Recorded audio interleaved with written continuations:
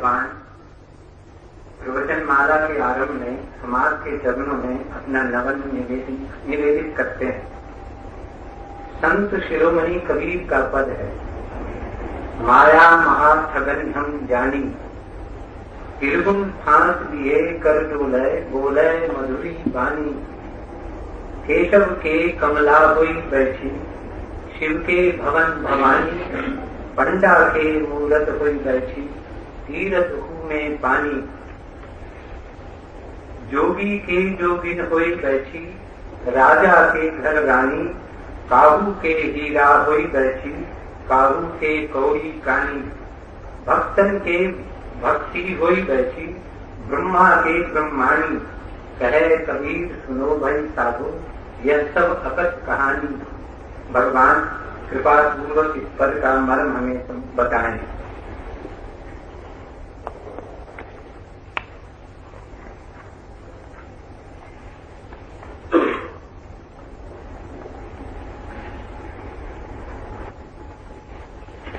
कबीर अनूठे हैं और प्रत्येक के लिए उनके द्वारा आशा का द्वार खुलता है, क्योंकि कबीर से ज्यादा साधारण आदमी खोजना कठिन है। और अगर कबीर पहुंच सकते हैं तो सभी पहुंच सकते हैं। कबीर निपट गंवार है, इसलिए गंवार के लिए भी आशा है। बेपढ़े लिखे, इसलिए पढ़े लिखे होने से सत्य का कोई भी संबंध नहीं। जाति पाति का कुछ ठिकाना नहीं कबीर की। शायद मुसलमान के घर पैदा हुए, हिंदू के घर बड़े हुए, इसलिए जाति पाति से परमात्मा का कुछ लेना देना नहीं। कबीर जीवन भर ग्रस्त रहे, जुलाहे, बुनते रहे कपड़े और बेचते रहे। घर छोड़ हिमालय नहीं गए, इसलिए घर पर भी परमात्मा आ सकता है। हिमालय जाना आवश्यक नहीं। कबीर ने कुछ भी न छोड़ा और सभी कुछ पा लिया, इसलिए छोड़ना पाने की शर्त नहीं हो सकती। और कबीर के जीवन में कोई भी विशिष्टता नहीं, इसलिए विशिष्टता अहंकार का आभूषण होगी, आत्मा का सौंदर्य नहीं।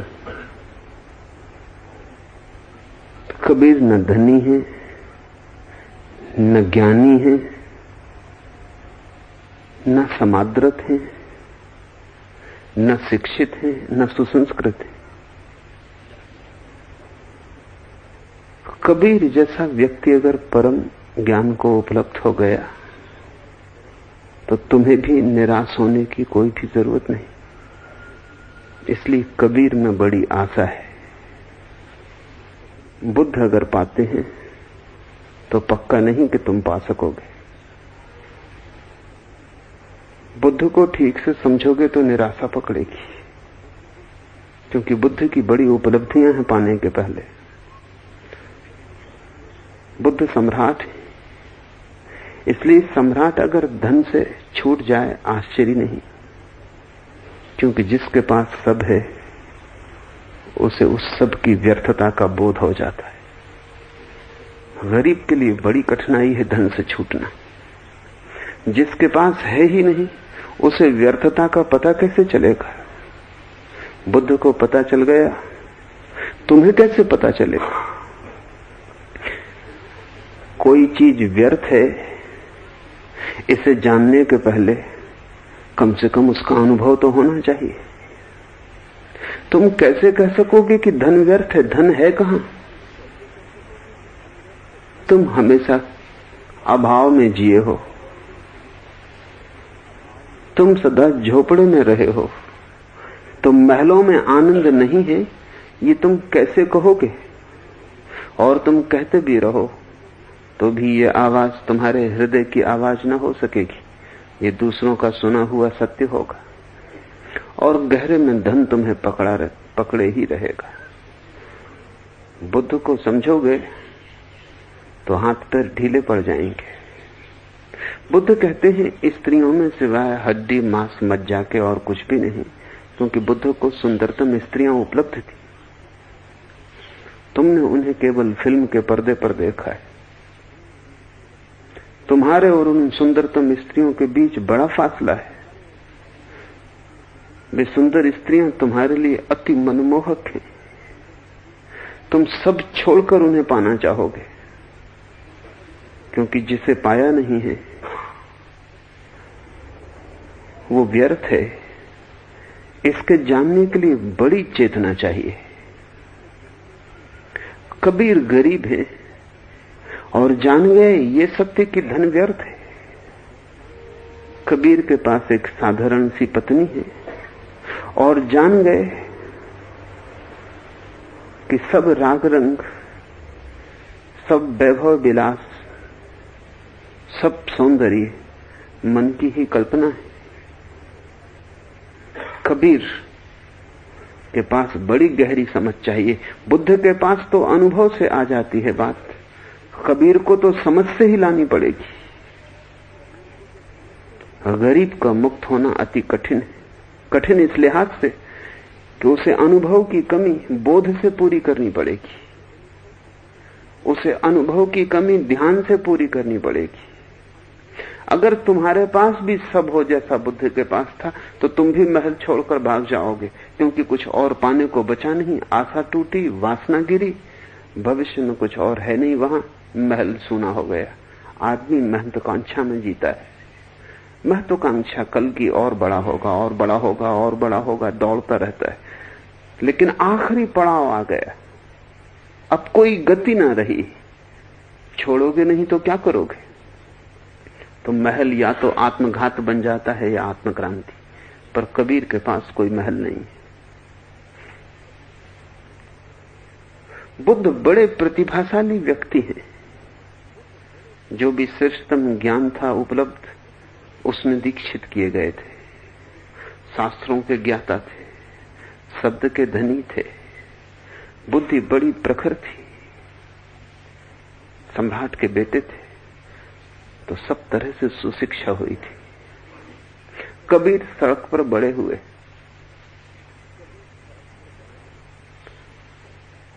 कबीर के माँ बाप का कोई पता नहीं। शायद कबीर नाजायज संतान हो, तो मां ने उसे रास्ते के किनारे छोड़ दिया था बच्चे को पैदा होते ही। इसलिए मां का कोई पता नहीं। कोई कुलीन घर से कबीर आए नहीं।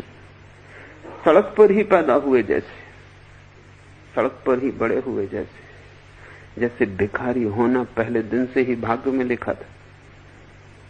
ये भिखारी भी जान गया कि धन व्यर्थ है, तो तुम भी जान सकोगे।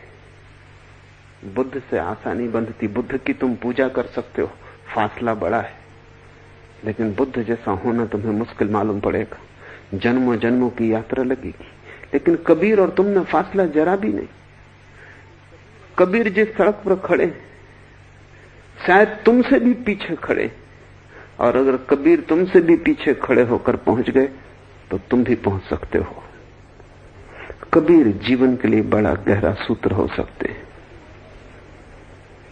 इसे तो पहले स्मरण में ले लें। इसलिए कबीर को मैं अनूठा कहता हूं। महावीर सम्राट के बेटे हैं, कृष्ण भी, राम भी, बुद्ध भी, वे सब महलों से आए। कबीर बिल्कुल सड़क से आए। महलों से उनका कोई भी नाता नहीं। कहा है कबीर ने कि कभी हाथ से कागज और स्याही छुई नहीं। मसी कागज छुओ न हाथ।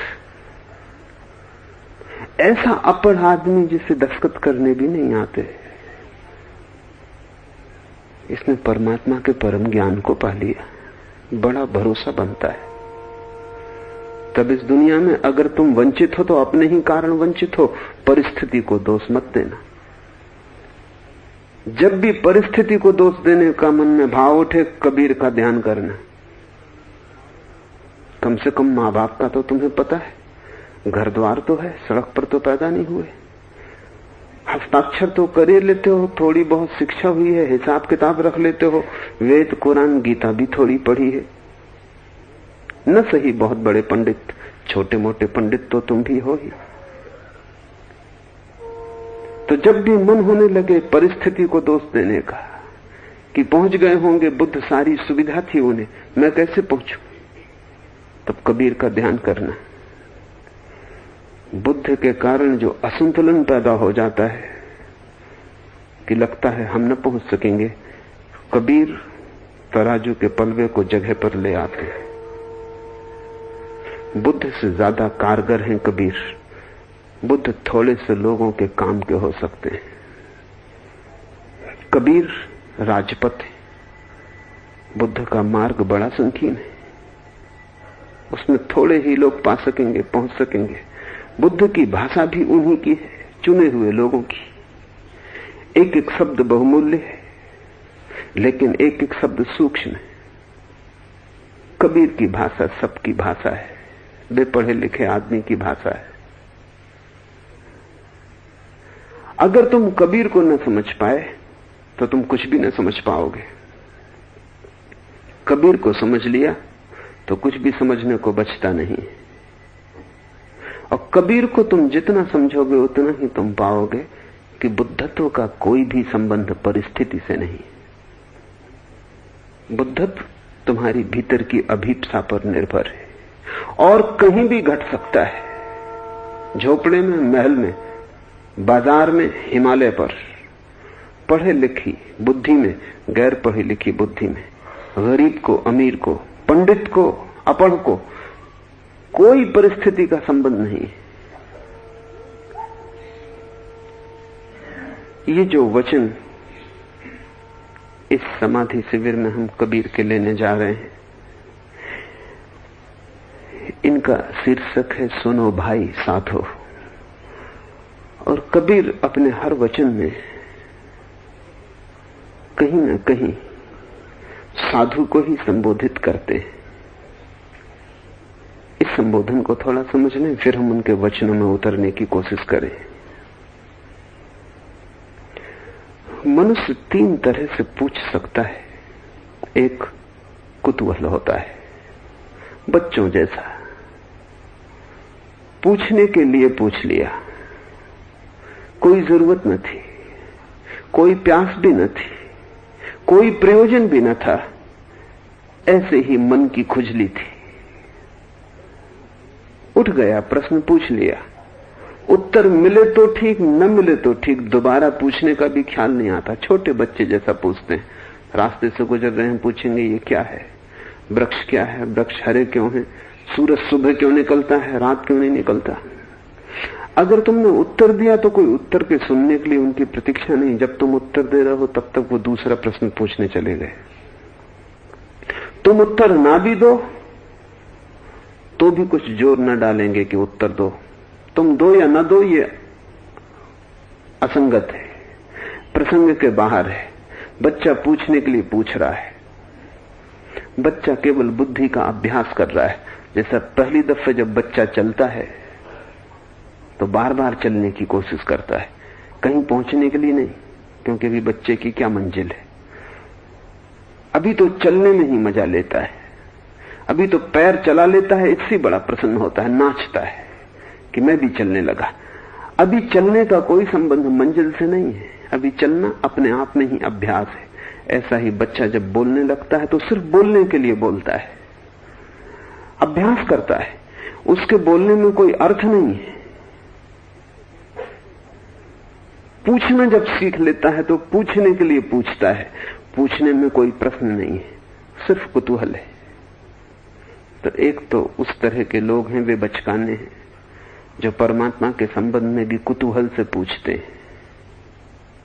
मिले उत्तर ठीक, न मिले उत्तर ठीक, और कोई भी उत्तर मिले उनके जीवन में उस उत्तर से कोई भी फर्क न होगा।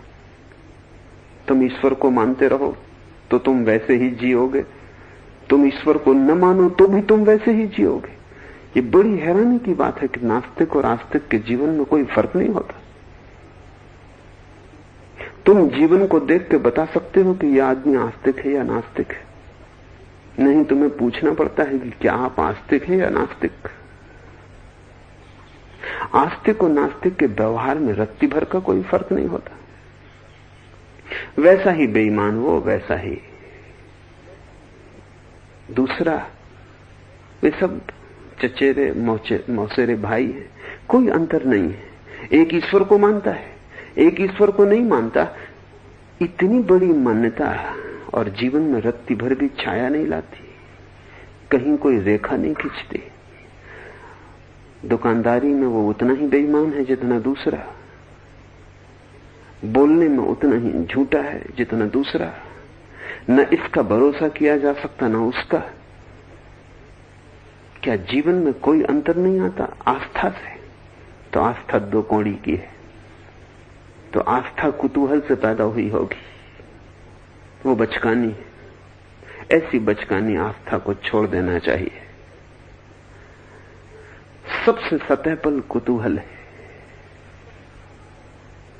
दूसरे थोड़ी गहराई बढ़े तो जिज्ञासा पैदा होती। जिज्ञासा सिर्फ पूछने के लिए नहीं है, उत्तर की तलाश है, लेकिन तलाश बौद्धिक है, आत्मिक नहीं है। तलाश विचार की है, जीवन की नहीं है। जिज्ञासा से भरा हुआ आदमी निश्चित ही उत्सुक है और चाहता है कि उत्तर मिले, लेकिन उत्तर बुद्धि में संजो लिया जाएगा, स्मृति का अंग बनेगा, जानकारी बढ़ेगी, ज्ञान बनेगा, आचरण नहीं, जीवन नहीं। उस आदमी को बदलेगा नहीं, वो आदमी वैसे ही रहेगा, ज्यादा जानकार हो जाएगा। तो जिज्ञासा पैदा होती है बुद्धि से। फिर एक तीसरा तल है जिसको मुमुक्षा कहा है। मुमुक्षा का अर्थ है जिज्ञासा सिर्फ बुद्धि की नहीं है, जीवन की है।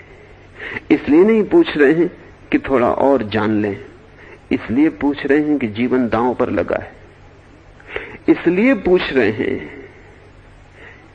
कि उत्तर पर निर्भर होगा कि हम कहां जाएं, क्या करें, कैसे जिएं।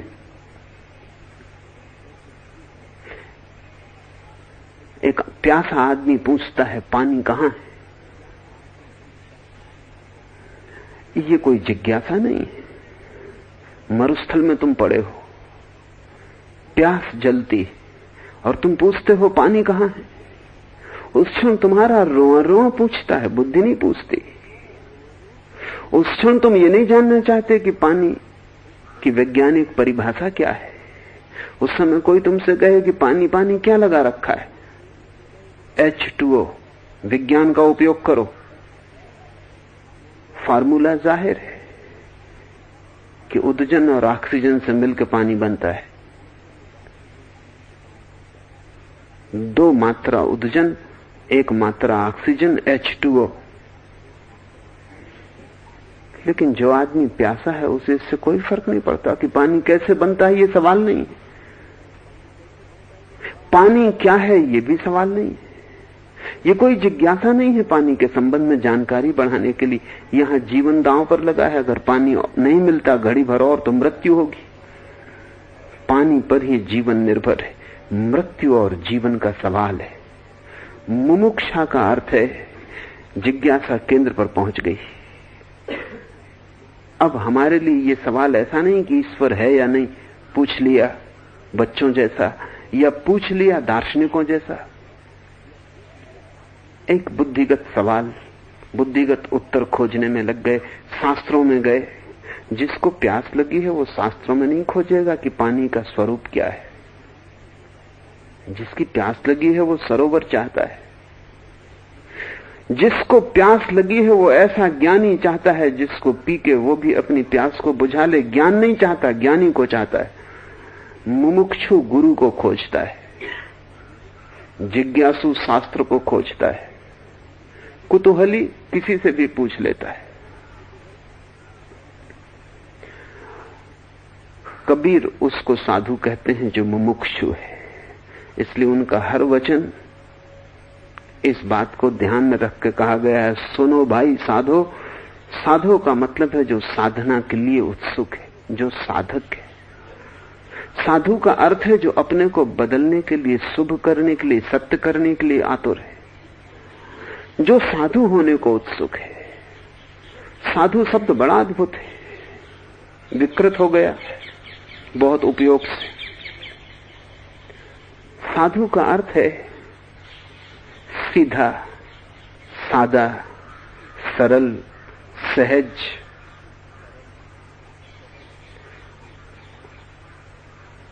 साधु शब्द की बड़ी भाव भंगिमाएं हैं और सीधा, सादा, सरल, सहज यही साधना है। इसलिए कबीर कहते हैं साधो सहज समाधि भली। सहज हो रहो, सरल हो जाओ। थोड़ा समझ लेना जरूरी है, क्योंकि हम बहुत से लोगों को जानते हैं जो सरल होने की चेष्टा में ही बड़े जटिल हो गए। सरल होने की ही चेष्टा में चले थे और उलझ गए। एक मेरे मित्र हैं, लोग उन्हें साधु कहते हैं, मैं उन्हें असाधु कहता हूं, क्योंकि वो सीधे साधे जरा भी नहीं। अगर सुबह उन्हें दूध दो तो वे पहले पूछते हैं गाय का कि भैंस का, क्योंकि भैंस का दूध वे नहीं पीते। शुद्ध हिंदू है, गाय का ही पीते, और गाय का ही नहीं पीते, सफेद गाय का पीते।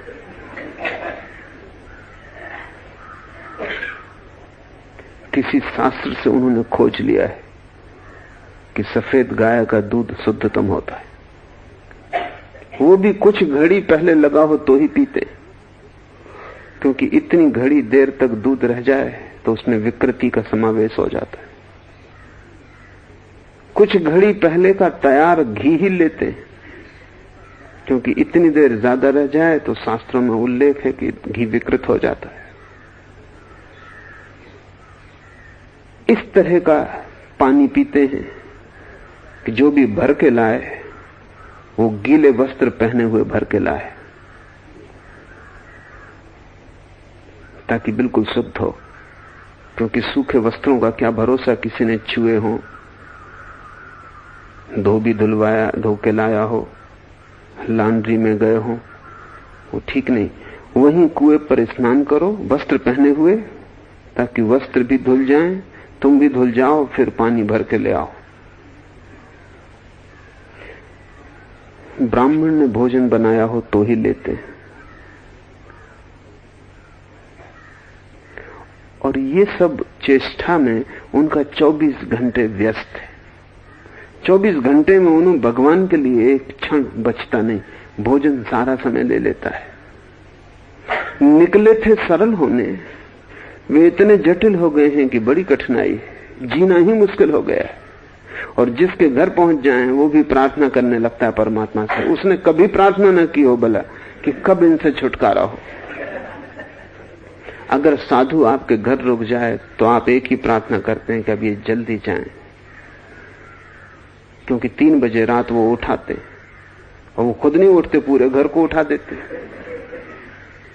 क्योंकि ऐसा शुभ कार्य ब्रह्म मुहूर्त में उठने का वो खुद तो करते ही हैं, लेकिन इतने जोर से ओंकार का पाठ करते हैं कि आप सो नहीं सकते। और आप उनसे ये भी नहीं कह सकते कि आप गलत कर रहे हैं, क्योंकि कुछ गलत भी नहीं कर रहे हैं। ब्रह्म मुहूर्त में ओंकार की ध्वनि कर रहे हैं तो एक उपकार ही कर रहे हैं आपके ऊपर। सरलता की खोज में निकला हुआ आदमी भी जटिल हो जाता है, कहीं कुछ भूल हो रही है, सरलता को समझा नहीं गया। सरलता का अर्थ ही यह है कि तुम सहज होकर क्षण क्षण जीना, अनुशासन से नहीं, क्योंकि अनुशासन तो जटिल होगा। जब भूख लगे तब खाना खा लेना, जो मिल जाए उसे चुपचाप स्वीकार कर लेना। जब नींद खुल जाए तब ब्रह्म मुहूर्त समझना। जब नींद लग जाए तब परमात्मा का आदेश समझना कि सो जाओ, और जब नींद खुल जाए तब उसका आदेश समझना कि जग जाओ। अपनी तरफ से कुछ भी मत करना, उस पर ही छोड़ देना जो तेरी मर्जी। क्योंकि तुम कुछ भी करोगे तो जटिलता खड़ी कर लोगे। तुम जो भी करोगे मन से ही करोगे, और मन जटिलता का यंत्र है, वो उसी में से उपद्रव निकाल लेगा। फिर उपद्रव बढ़ता जाता है, फिर उसका कोई अंत नहीं है। और जिनको तुम साधु कहते हो वो साधु कम और असाधु ज्यादा हो जाते हैं, क्योंकि साधु का मूल अर्थ सादगी, सीधापन खो जाता है। हमने सादगी के दूसरे ही अर्थ कर लिए। सादगी का हम मतलब लेते हैं कि जो आदमी एक ही लंगोटी पे रहता है वो सादगी। लेकिन जो आदमी एक ही लंगोटी पे रहता है उसका आपको पता है कि उसका अपनी लंगोटी पर इतना मोह होता है जितना कि सम्राट का अपने साम्राज्य पर नहीं होगा भी, क्योंकि अब मोह को और कोई जगह न बची। सारा मोह लंगोटी पर ही लग जाएगा। लंगोटी और साम्राज्य का तो कोई सवाल नहीं है, सवाल तो मोह का है। सम्राट का मोह तो विस्तीर्ण होता है, बटा होता है। भिखारी का मोह संकीर्ण होता है, एक ही जगह केंद्रित होता है। और अगर कोई गौर से देखे तो पाएगा कि भिखारी का मोह ज्यादा खतरनाक होता है, क्योंकि अनबटा होता है, घना होता है, सघन होता है, एक ही चीज पे सब दांव लगा होता है। लंगोटी खो जाए तो भिखारी आत्महत्या कर लेगा, क्योंकि वही सब कुछ था। ऊपर से देखने पर लगता था कि सादगी है, लेकिन सादगी के पीछे बड़ी जटिलता छिपी थी। कबीर साधु उसे कहते हैं जो सच में ही सीधा सादा है।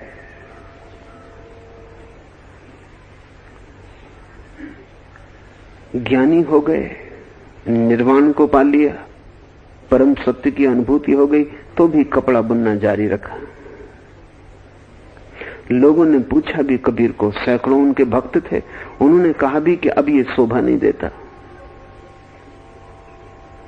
कि आप जैसा परम ज्ञानी और कपड़े बुने दिन भर और बाजार में बेचने जाए, हमको भी लज्जा आती है।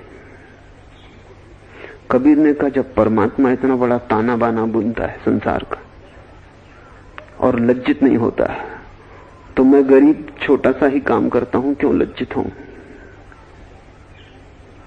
जब परमात्मा इतना बड़ा संसार बुनता है, जुलाहा ही है परमात्मा, मैं भी जुलाहा, मैं थोड़ा छोटा जुलाहा, वो जरा बड़ा जुलाहा। और जब उसने छोड़ के नहीं भाग गया, मैं क्यों भागूं? मैंने उस पर ही छोड़ दिया जो उसकी मर्जी। अभी उसका आदेश नहीं मिला कि बंद कर दो। वो जीवन के अंत तक बूढ़े हो गए तो भी बाजार बेचने जाते रहे, लेकिन उनके बेचने में भी बड़ा भेद था, साधुता थी। कपड़ा बुनते थे तो वो बुनते वक्त राम की धुन करते रहते, इधर से ताना उधर से बाना डालते तो राम की धुन करते रहते। और कबीर जैसा व्यक्ति जब कपड़े के ताने बाने में राम की धुन करे तो उस कपड़े का स्वरूप ही बदल गया। उसने जैसे उसने राम ही बुन दिया। कि कबीर कहते हैं, झीनी झीनी बीनी रिच दरिया, और कहते हैं बड़ी लगन से और बड़े प्रेम से बीनी है। और जब जाते बाजार में तो ग्राहकों से वो कहते कि राम तुम्हारे लिए ही बुनी है और बहुत संभाल के बुनी है। उन्होंने कभी किसी ग्राहक को राम के सिवा और दूसरा संबोधन नहीं किया। ये ग्राहक राम है, ये इसी राम के लिए बुनी है। ये ग्राहक ग्राहक नहीं है और कबीर कोई व्यवसायी नहीं। कबीर व्यवसाय करते रहे और सादे हो गए। उन्होंने सादगी को अलग से नहीं साधा, अलग से साधोगे कि जटिल हो जाएगी। सादगी साधी नहीं जा सकती, समझ सादगी बन जाती है।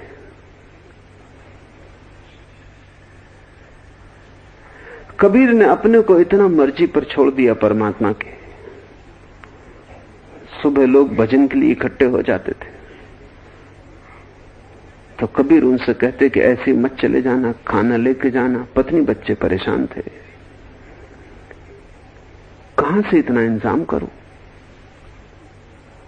उधारी बढ़ती जाती, कर्ज में दबते जाते। रोज रात को कमाल कबीर का लड़का उनसे कहता कि अब बस हो गया, अब कल किसी से मत कहना। कबीर कहते जब तक वो कहलवाता है तब तक हम क्या करें?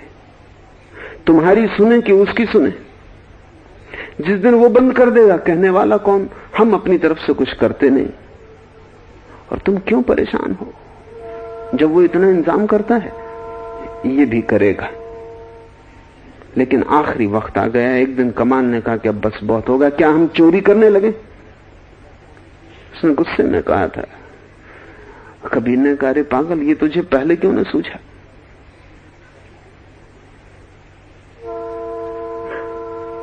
कमाल ने सोचा कि कबीर समझे नहीं कि मतलब क्या है, तो उसने दोबारा कहा, क्या समझे? मैं कह रहा हूं, क्या हम चोरी करने लगे? कहां से लाएं? कबीर ने कहा, सभी उसका है, क्या चोरी क्या अचोरी, जो उसकी मर्जी।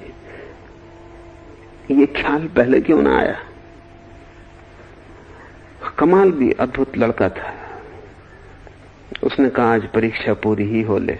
तो उसने कहा, फिर मैं जाता हूं चोरी पर, लेकिन साथ तुम्हें भी आना पड़ेगा।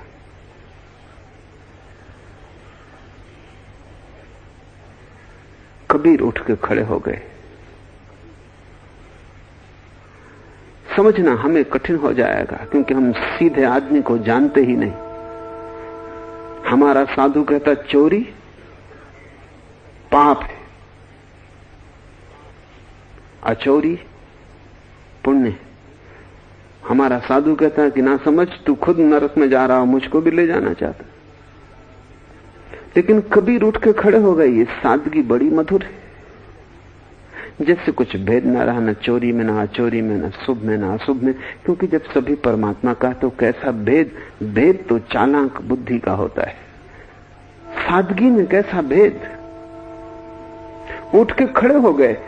कबीर को भीतर से समझना बड़ा मुश्किल पड़ेगा तुम्हें, क्योंकि तुम्हारे मन में भी भेद, तुम भी सोचोगे कि ये क्या मामला है। क्या कबीर चोरी के पक्ष में? कमाल भी झिझका। जब कबीर उठ के खड़े हो गए, उसने सोचा कि ये मजाक ही थी, लेकिन कमाल आखिर कबीर का ही लड़का था और अब बात को पूरा करना जरूरी था। गया, एक मकान में सैन लगाई। कबीर बाहर खड़े, सैन लगा के भीतर गया। एक बोरा गेहूं का घसीट के लाया। किसी तरह बोरा तो बाहर निकल आया।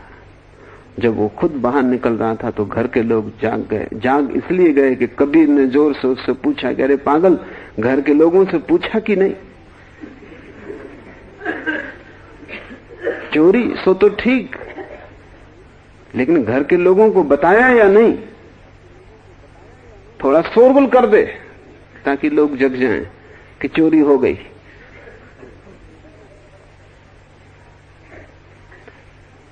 एक सीधा साधा आदमी जिसके लिए भेद गिर गए हैं, ये आवाज सुन के, बातचीत सुन के घर के लोग जग गए। और जब कमाल निकल रहा था दीवार के छेद से, तो किसी ने उसके पैर पीछे पकड़ लिए। तो कमाल ने कहा, अब क्या किया जाए? कम से कम इतना ही करो कि मेरी गर्दन काट के ले जाओ, ताकि कम से कम बदनामी तो ना हो। कबीर ने कहा, यह भी खूब रहा, बिल्कुल ठीक सुझाया है, वक्त पर तूने भी अच्छी सूझ दी। और कहानी है कि कबीर गर्दन काटने के पहले कमाल से बोले, गर्दन तो काट ले जाता हूं, लेकिन बात छुपाए छुपेगी नहीं, उसको सब पता है, पर तू कहता तो काट ले जाता हूं। हमें लगेगा ये आदमी चोर भी है, हिंसक भी, लेकिन कबीर जानते हैं कि मरता तो कुछ भी नहीं। अगर तुम्हारा कोट खींच के मैं अलग कर दूं तो हिंसक नहीं हूं, तो तुम्हारी गर्दन काट के अलग करने से कैसे हिंसक हो जाऊंगा? अगर सच में ही शरीर वस्त्र है तो कबीर हिंसक नहीं है। यही तो कृष्ण अर्जुन को समझा रहे हैं गीता में कि तू फिक्र मत कर। न हन्यते हन्य माने शरीर है, वो मारने से मरता नहीं, काटने से कटता नहीं, जलाने से जलता नहीं। कबीर वही तो कर रहे हैं। उन्होंने काट लिया कमाल का सिर, लेकिन उससे कहा कि तू कहता तो काटे लेता हूं, बाकी बात छिपाए न छिपेगी, पता चल जाएगा। क्योंकि उसको तो सब पता ही है, फिर भी ठीक, जैसी उसकी मर्जी। घर के लोगों को सख्त हुआ शरीर को देखकर कि लगता कमाल का, लेकिन बिना गर्दन के। बड़ी अद्भुत कहानी है। उन्होंने दूसरे दिन सुबह जब कबीर निकलते थे, नदी की तरफ जाते थे, गीत गाते, भजन कीर्तन करते, स्नान करने, और उनके 100-200 भक्त जाते थे, दरवाजे के सामने एक खंभे पर कमाल का शरीर लटका दिया।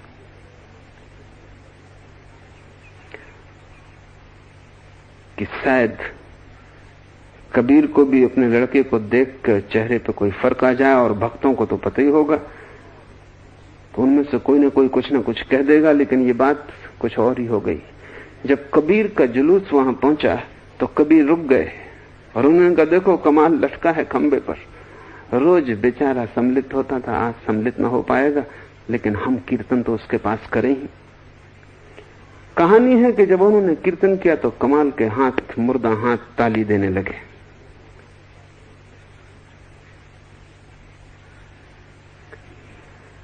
कोई मरता नहीं, मृत्यु असंभव है।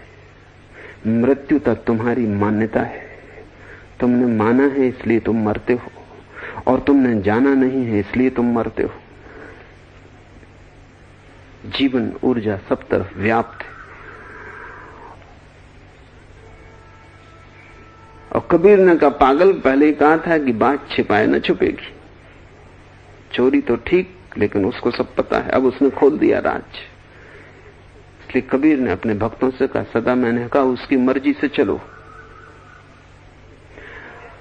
जीवन का बड़े से बड़ा सत्य है भेद का गिर जाना, बुरे और भले का, शैतान और संत का, रात और दिन का, जीवन और मृत्यु का, अंधकार और प्रकाश का। सारा भेद जब गिर जाए, शुभ और अशुभ का, तब कोई साधु। हम तो उसे साधु कहते हैं जो अंधेरे के विपरीत प्रकाश के पक्ष में। हम उसे साधु कहते हैं जो अशुभ के विपरीत शुभ के पक्ष में। हम उसे साधु कहते हैं जो संत है और शैतान नहीं। लेकिन हमारा साधु हमारी ही बुद्धि का प्रक्षेपण है, कबीर का साधु नहीं। कबीर का साधु तो वही है जिसके लिए सारे भेद विलीन हो गए, जो अभेद में जीता है, जिसका द्वैत नष्ट हुआ, जो अद्वैत में जीता है, जो एक को पा लिया है। उस एक में कौन होगा संत, कौन होगा शैतान? उस एक में कौन होगा सज्जन, कौन होगा दुर्जन? उस एक में क्या होगा पाप, क्या होगा पुण्य? सब भेद माया है। भेद मात्र माया का आधार है, और जो भेद में गिरा वो जटिल हो जाएगा। जो अभेद में रहा वो साधु, वो सादा, वो सीधा। वो कुछ चुनता नहीं अपनी ओर से, वो अपनी मर्जी को बीच में नहीं लाता, वो सिर्फ बहता है। जैसे नदी में कोई तैरे नहीं, बहे। नदी जहां ले जाए वहां जाने को राजी रहे, और जहां पहुंच जाए वही मंजिल। नदी बीच में डुबा दे तो वही किनारा। कबीर बार बार कहते हैं, सुनो भाई साधु।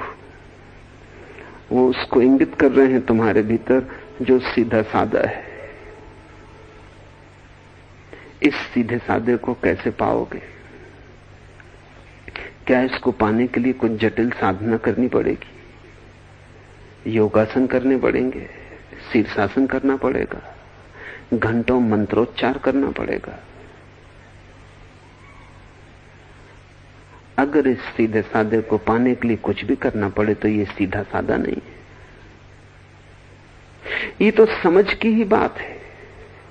ये तो सिर्फ बोध ही है।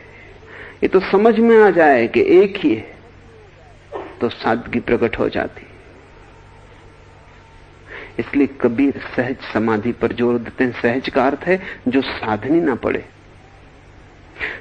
साधु का अर्थ है जो समझ से फलित हो जाए, जिसके लिए कोई भी प्रयत्न, कोई भी श्रम न करना पड़े। जैसे तुम हो, जिसका द्वार वहीं खुल जाए, जहां तुम हो वहीं उससे मिलन हो जाए, इंच भर चलना न पड़े, चले की जटिलता हो जाएगी। जिसे प्रयत्न से पाया जाएगा वो सहज नहीं हो सकता। सुनो भाई साधो, और यहां भी मैं तुम्हारे भीतर छिपे साधु को ही संबोधन कर रहा हूं। तुम्हारे भीतर बुद्धि असाधुता का तत्व है और हृदय साधुता का। हृदय ना भले को जानता ना बुरे को। हृदय के पास कोई गणित नहीं। हृदय को काटने की कला आती ही नहीं। हृदय कोई कैंची नहीं है। हृदय को जोड़ने की कला आती है। हृदय सुई धागे की भांति है। फरीद को किसी ने एक सोने की कैंची भेंट की। फरीद कबीर के जमाने में था और फरीद और कबीर की मुलाकात हुई थी और बड़ी मीठी मुलाकात हुई थी, क्योंकि 2 दिन दोनों साथ रहे और चुप रहे। एक शब्द न यहां से बोला गया और न वहां से बोला गया। दोनों गले मिले, दोनों हंसे, दोनों साथ बैठे। स्वागत किया जाके गांव के बाहर कबीर ने फरीद का और विदा कराए, लेकिन 2 दिन में एक शब्द का लेन देन न हुआ। और जब शिष्यों ने पूछा दोनों के कि ये क्या माजरा है, हम थक गए, ऊब गए और हम बड़ी अपेक्षा रखते थे कि कुछ होगी बात, हम भी सुन लेंगे, कुछ सार मिलेगा। सब 2 दिन खराब हुए। फरीद ने कहा जो बोलता वो अज्ञानी।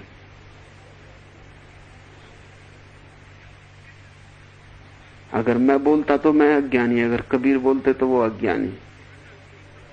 कबीर ने अपने शिष्यों से कहा बोलने को कुछ था नहीं, क्योंकि दोनों हम जानते हैं और दोनों ने एक को ही जान लिया। कहना किससे, सुनना किसको। और पुनरुक्ति शोभादायक नहीं, अकारण मेहनत है। जहां मैं हूं वहीं फरीद है। न मैं हूं न फरीद है। तुम्हारे लिए हम 2 थे, हमारे लिए हम एक हैं। तुम वार्तालाप चाहते थे और हम वार्तालाप करते तो पागल मालूम पड़ते, क्योंकि वो एकालाप होता, दूसरा था नहीं। बात किससे होती? 2 अज्ञानी मिले, बात हो सकती, खूब होती। एक ज्ञानी एक अज्ञानी मिले तो भी बात हो सकती है, समझ में बहुत नहीं आती। लेकिन 2 ज्ञानी मिले तो कैसी बात बिल्कुल नहीं होती और सब समझ में आता है। सुना एक शब्द नहीं जाता और सब समझ में आता है। और 2 अज्ञानी खूब चर्चा करते हैं, सुना बहुत जाता है, शोरगुल बहुत मचता है, समझ में कुछ भी नहीं आता। एक ज्ञानी और एक अज्ञानी की भी वार्ता होती है। अगर अज्ञानी राजी हो तो उस वार्ता से कुछ फल मिल सकता है। अगर अज्ञानी थोड़ा खुला हो, अगर अज्ञानी में थोड़ा हृदय हो, सिर्फ बुद्धि न हो, तो कोई बीज हृदय में अंकुरित हो सकते हैं।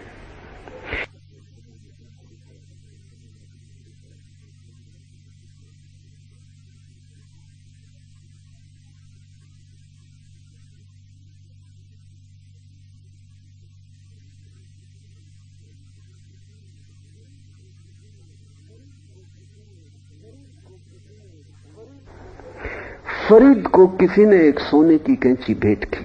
फरीद ने कहा माफ करो, कैंची का हम क्या करेंगे, काटने का हम धंधा करते ही नहीं, हमारा धंधा जोड़ने का है। अगर तुम कुछ देना ही चाहते एक सुई धागा ले आओ। संतों का धंधा ही जोड़ने का है, हृदय का धंधा जोड़ने का है, बुद्धि का धंधा तोड़ने का। पंडित तोड़ते हैं, संत जोड़ते हैं। दुनिया इतनी टूटी है पंडितों के कारण, 300 धर्म है पंडितों के कारण। पंडित भेद निकालता है, बारीक भेद निकालता है। संत अभेद को खोजते हैं। दो के बीच जो जोड़ने वाला है उसको खोजते हैं। पंडित दो के बीच जो तोड़ने वाला है उसको खोजते हैं। इसलिए वास्तविक विरोध संत और असंत के बीच नहीं है, संत और पंडित के बीच है। संत और पापी के बीच वास्तविक विरोध नहीं है, संत और पंडित के बीच वास्तविक विरोध है। धर्मों का जन्म होता है संतों से और विनाश होता है पंडितों से। और जैसे ही जन्म होता है धर्म का, वैसे ही पंडित हावी हो जाते हैं।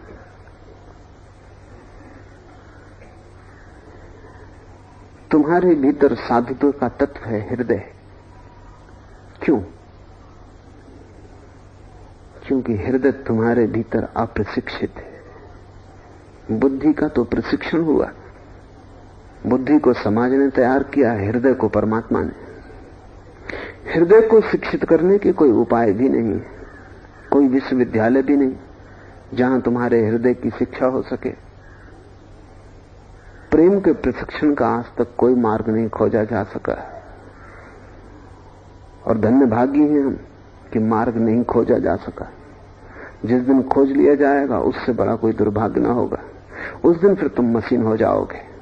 तुम्हारी बुद्धि तो यंत्र हो ही गई है, तुम्हारा हृदय थोड़ा सा यंत्र नहीं है। तुम्हारी धड़कन में अभी भी प्रकृति धड़कती है, परमात्मा थोड़ी सा स्वर देता है। तुम्हारी बुद्धि तो बिल्कुल यांत्रिक है और समाज द्वारा निर्मित है।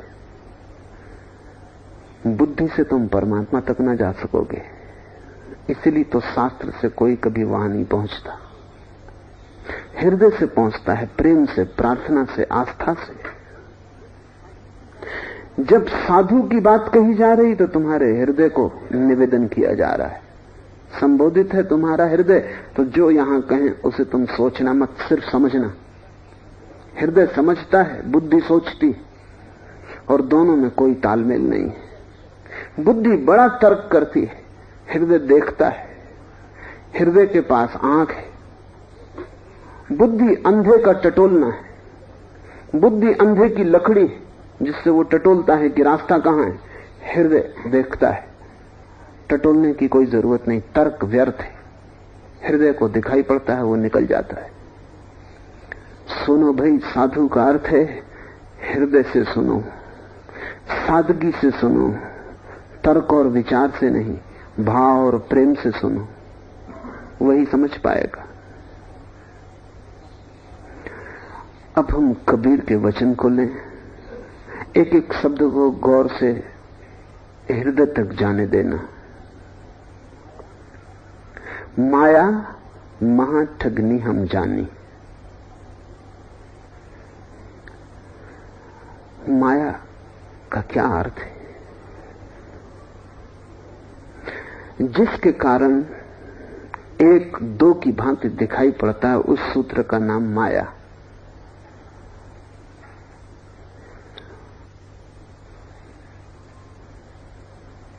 तुमने नशा कर लिया, शराब पी ली,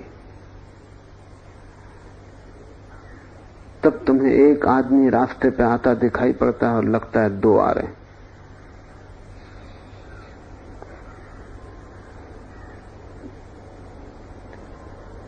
एक मकान की जगह दो मकान दिखाई पड़ते हैं, एक दरवाजे की जगह दो दरवाजे दिखाई पड़ते हैं।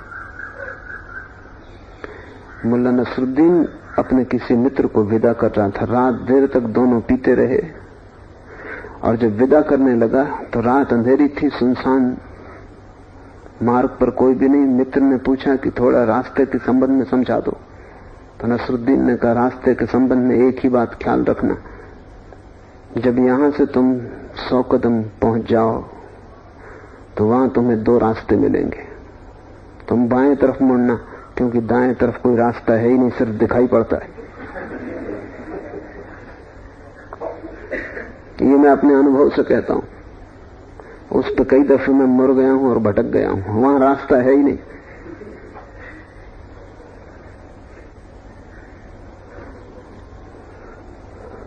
मुन्ना नसरुद्दीन अपने बेटे को समझा रहा था शराब घर में बैठा के।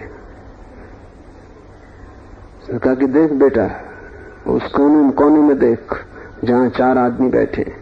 जब ये 8 दिखाई पड़ने लगे तब समझना कि बस अब रुक जाना जरूरी है, बस फिर फौरन घर की तरफ चल पड़ना। उस बेटे ने कहा पिताजी मुझे केवल 2 आदमी दिखाई पड़ रहे हैं। वो नसरुद्दीन ज्यादा पहले ही पी चुके थे। नशे में जब तुम हो तब तुम भीतर कपते हो, उस कंपन के कारण बाहर भी सब चीजें कपती। जब नशे में तुम हो तब तुम 2 हिस्सों में भीतर बट जाते हो, क्योंकि एक तो तुम्हारे भीतर तत्व है जो कभी भी नशे में नहीं हो सकता। तुम्हारी चेतना कभी भी बेहोश नहीं हो सकती। नशा तुम्हारे शरीर में जाता है, मन में जाता है, आत्मा में नहीं जा सकता। जैसे ही नशा तुम्हारे भीतर प्रवेश करता है तुम 2 हिस्सों में बट जाते हो, तुम्हारी आत्मा अलग, तुम्हारा शरीर मन अलग। और शरीर मन तो एक ही है, उनमें बहुत भेद नहीं, वो एक ही तत्व के सूक्ष्म और स्थूल रूप है। तुम भीतर बट जाते हो और सब कपने लगता है। जब तुम भीतर कपने लगते हो बाहर सब कपने लगता है। माया एक नशा है। कबीर कहते हैं माया महा ठगनी हम जानी, और हमने जाना कि माया बड़ी ठगनी है। उसके कारण सब 2 हो गया है।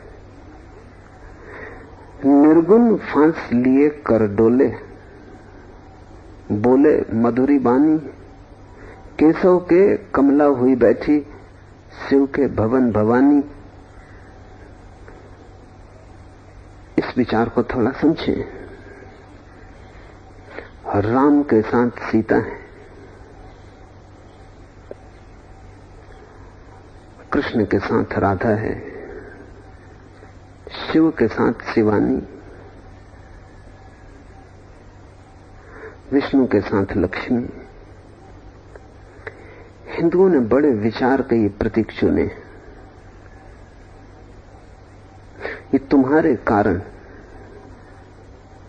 क्योंकि तुम 2 में बटे हो, परमात्मा तुम्हारे लिए एक नहीं हो सकता। ये तुम्हारे भीतर जो नशा और कंपन है, तुम्हारे भीतर जो माया है, जो ब्रह्म का सूत्र है, तुम्हारे कंपन के कारण तुम्हें शिव और शिवानी 2 दिखाई पड़ते हैं। जब तुम्हारा कंपन खो जाएगा तब तुम अचानक पाओगे कि शिव और शिवानी एक हो गए। वही अर्धनारीश्वर की प्रतिमा है। जैसे ही तुम्हारा कंपन खो जाएगा तुम पाओगे वहां भी 2 विलीन हो गए। लक्ष्मी विष्णु में खो गई, विष्णु लक्ष्मी में खो गए, एक बचा।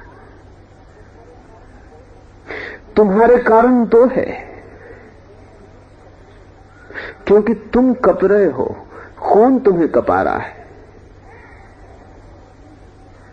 शराब तुमने पी नहीं, लेकिन फिर भी तुम शराबी हो। और बहुत तरह की शराबें तुमने पी ली हैं जिनका तुम्हें पता नहीं। तुमने आसक्ति पी ली है, तुमने मोह पी लिया है, तुमने अहंकार पी लिया है, तुमने द्वेष पी लिया है, ईर्ष्या पी ली है, महत्वाकांक्षा पी ली है, तुमने घृणा, क्रोध, लोभ, न मालूम कितनी शराबें पी ली। शराब का मतलब यह है कि जो बेहोश करे। शराब बोतलों में ही बंद नहीं बिकती। शराब तो जीवन के रोए रोए में मिल रही है। अगर तुम पकड़ने को उत्सुक हो तो सब जगह उसका दरवाजा खुला है। शराब का अर्थ है जिससे तुम भीतर कप जाते हो। शराब का अर्थ है ऐसी बेहोशी जिसमें तुम ठीक ठीक नहीं देख पाते, आंखें देखने की क्षमता खो देती, या तुम वो देखने लगते हो जो है नहीं, या तुम्हें वो दिखाई पड़ने लगता है जो कभी था नहीं। नशे में तुम्हारी दृष्टि और दर्शन खो जाता है।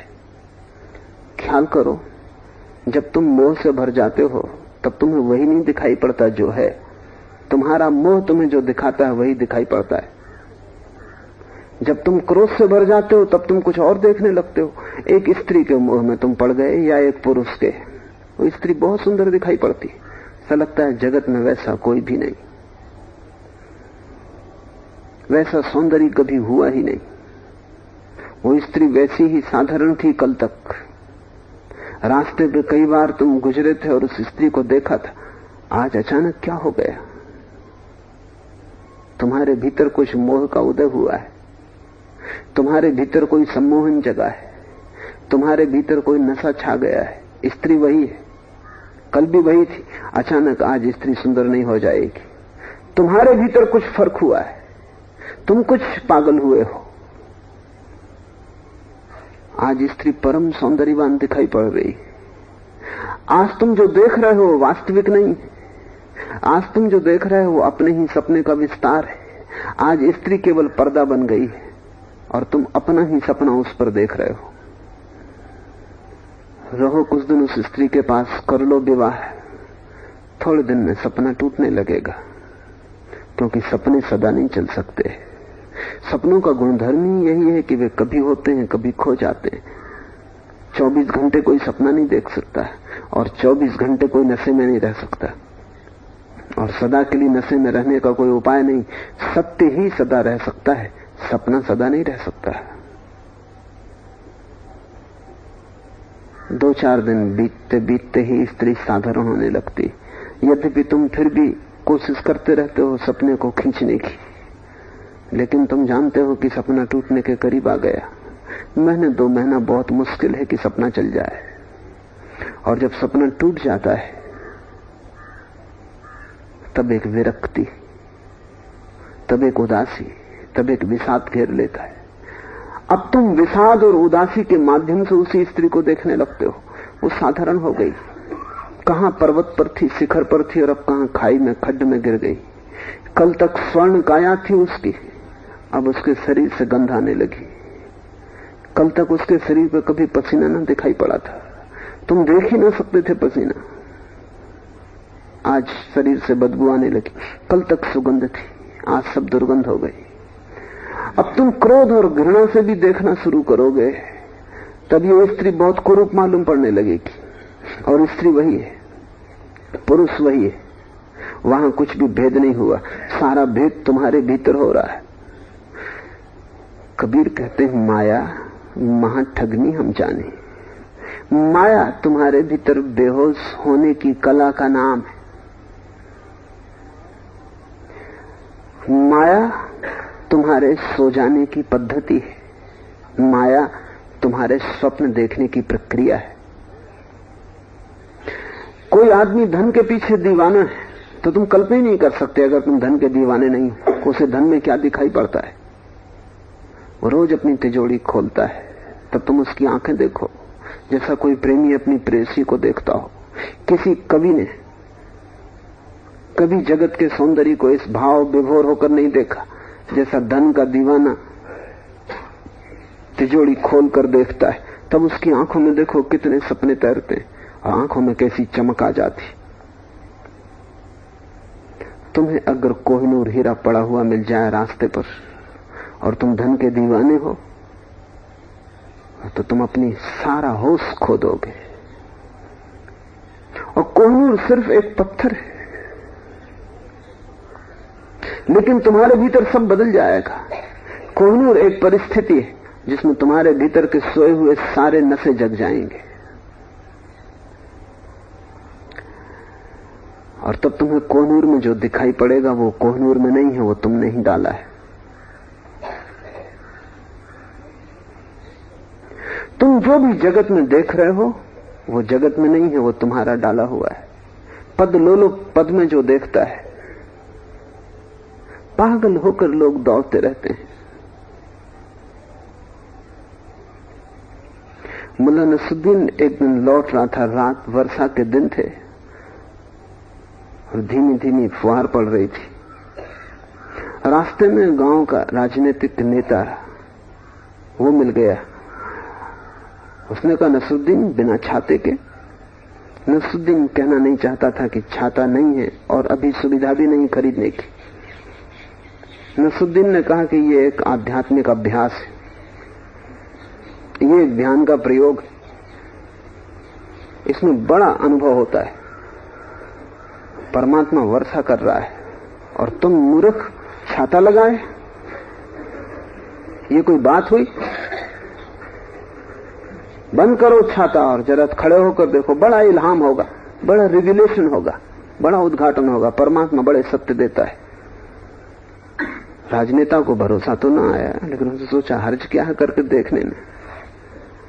दूसरे दिन वो बड़ा क्रोधित लौटा और उसने कहा, नसरुद्दीन, मजाक की एक सीमा होती। रात भर बुखार चढ़ा रहा, तुमने जैसा कहा था वैसे ही मैंने किया। जब सब लोग सो गए तो मैं बाहर गया और खड़ा रहा पानी में, कुछ हुआ नहीं। बस ये हुआ कि मेरी गर्दन से पानी उतर के कपड़ों के भीतर चला गया, ठंड लगने लगी, शरीर कपने लगा और मुझे ऐसा लगा कि मैं भी क्या मूर्खपन कर रहा हूं, ये कैसा मूर्खता का मैं काम कर रहा हूं, क्या मैं मूर्ख हूं या पागल हूं? नसरुद्दीन ने कहा, बस ये क्या कोई कम इल्हाम? पहले अभ्यास में इतनी बड़ी अनुभूति, ये क्या कोई कम उपलब्धि? अभ्यास किए जाओ और भी आगे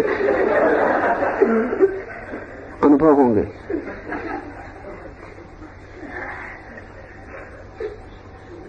आदमी जैसा भीतर है,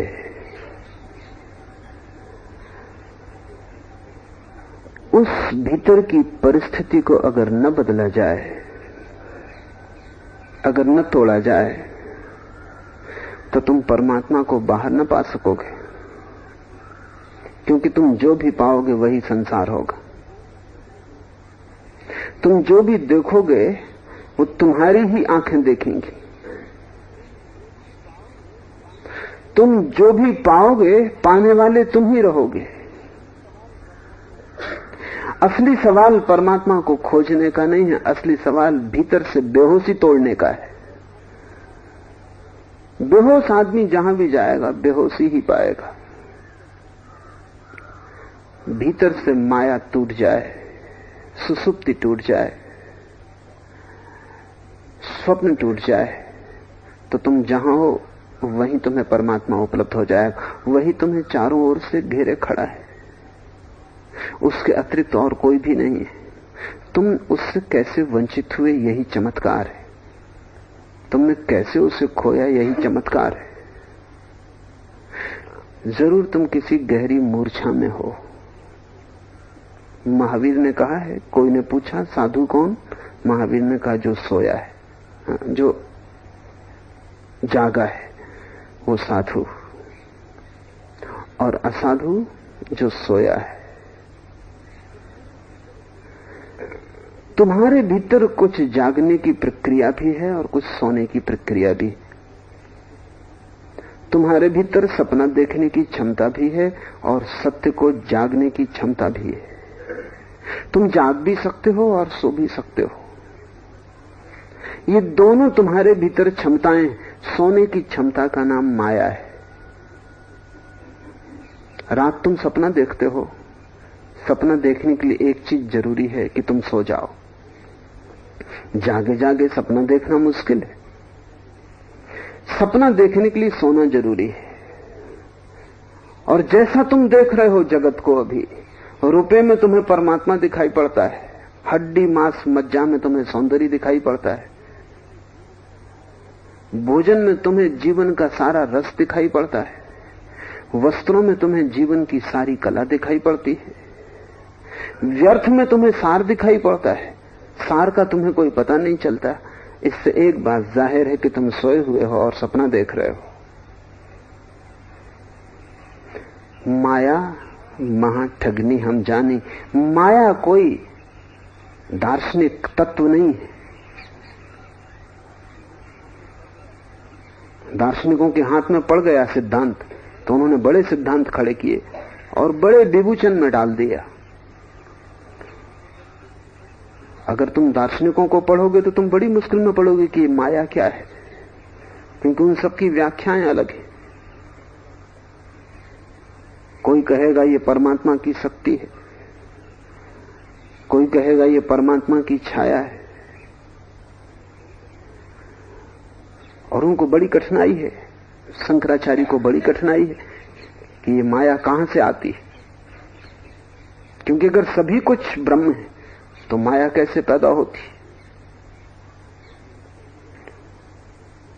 कोई उत्तर उनके पास नहीं, कोई उत्तर हो भी नहीं सकता। लेकिन अगर गौर से समझो तो माया मनोवैज्ञानिक तत्व है, माया कोई दार्शनिक तत्व नहीं। माया का कोई संबंध ब्रह्म से, अस्तित्व से नहीं है। माया का संबंध तुमसे है। माया तुम्हारी छाया है, ब्रह्म की नहीं। और माया तुम्हारे भीतर बेहोशी का नाम है। इसलिए जैसे जैसे तुम भीतर जागरूक हो जाओगे, जैसे जैसे सजग और साक्षी हो जाओगे, वैसे वैसे माया तिरोहित हो जाएगी। अगर माया ब्रह्म का तत्व है तो तुम उसे कैसे तिरोहित कर पाओगे? तब तो तुम जागोगे कैसे? अगर माया ब्रह्म का अंग है तो तुम उसे कैसे मिटा पाओगे? नहीं, माया तुम्हारा ही अंग है। तुम ब्रह्म की चर्चा में मत पड़ो। तुम उसे जान भी ना पाओगे जब तक तुम्हारे भीतर की माया न टूट जाए। माया शब्द बड़ा महत्वपूर्ण है। माया का ठीक वही अर्थ है जो अंग्रेजी में मैजिक का, मूल शब्द का वही अर्थ है। तुम्हारे भीतर स्वप्नों को गढ़ लेने की एक चमत्कारी क्षमता है। रात तुम एक अंधेरे रास्ते से गुजरते हो, भय तुम्हारे भीतर है। अंधेरे का भय, अकेलेपन का भय, अजनबी रास्ते का भय, तुम कप रहे हो भय से। भय एक माया का हिस्सा है। पत्ते हिलते, तुम समझते हो कोई आ रहा है। पत्तों की हिलने की आवाज तुम कैसे किसी के आने के पदचाप में बदल लेते हो तुम्हारे भय के कारण। दिन होता, उजाला होता, रास्ते पे लोग होते, तुम चिंता भी न करते कि पत्तों में कोई आवाज हो रही। सूखे पत्ते हवा में हिल रहे हैं, तत्क्षण तुम चौंक के खड़े हो जाते हो, लगता है कोई आ रहा है। आवश्यक नहीं है पत्तों का हिलना। अगर भय काफी हो तो अपने ही पैर की आवाज सुनसान रास्ते पे मालूम पड़ती है कोई पीछा कर रहा है। अपने ही पैर की आवाज सुनसान रास्ते पर लगती है कोई पीछा कर रहा है। अंधेरे में वृक्षों के रूप रंग लगते हैं भूत प्रेत खड़े। मरघट पे जाके किसी दिन देखो,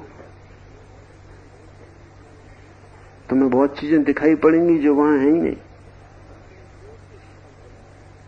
और इतनी जोर से दिखाई पड़ेंगी कि तुम्हें अपना अस्तित्व छीन और उनका अस्तित्व ज्यादा प्रगाढ़ मालूम पड़ेगा। और अगर तुम भयभीत होकर भाग खड़े हुए तो जितना तुम्हारा भय बढ़ता जाएगा उतना ही।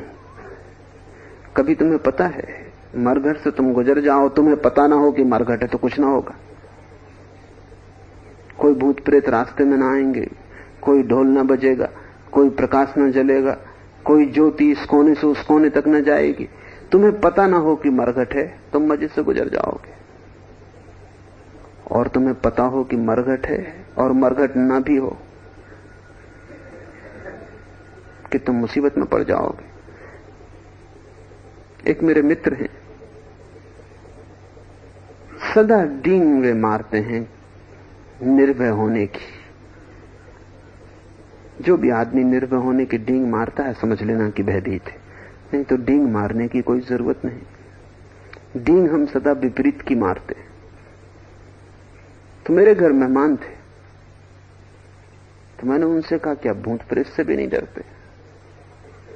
उन्होंने कहा क्यों डरूं, भूत प्रेत हैं कहां, सब मन की कल्पना है, मैं किसी से नहीं डरता। तुम मेरे सामने भूत प्रेत लाओ। मैंने कहा ठहरो, तुम ठीक वक्त पे आ गए हो।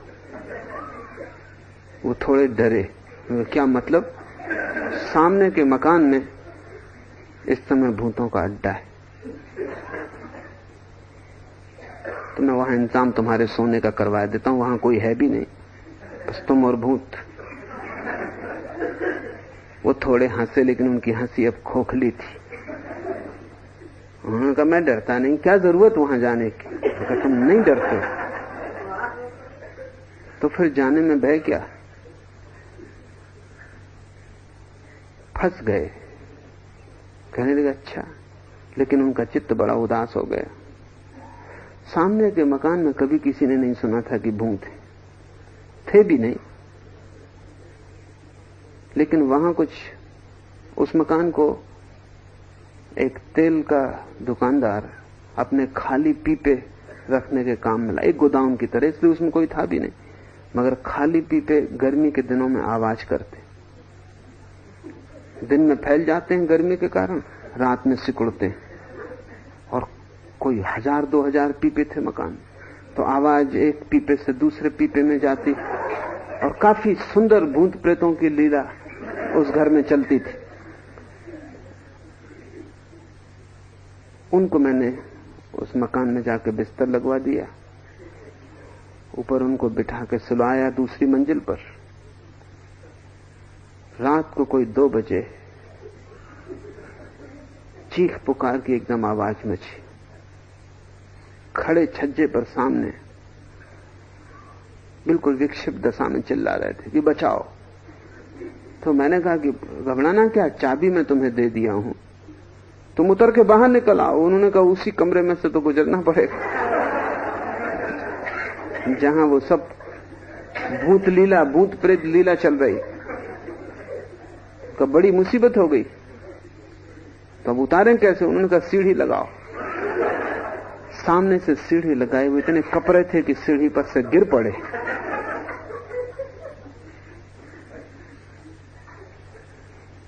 उनको मैं लाख समझाया बाद में कि वहां कुछ भी नहीं है, पर उन्होंने कहा मैं नहीं मान सकता, ऐसा हो ही नहीं सकता कि वहां कुछ न हो, क्योंकि मैंने बराबर पीपों में से भूतों को निकलते और दूसरे पीपों में जाते देखा, आंख से देखा है।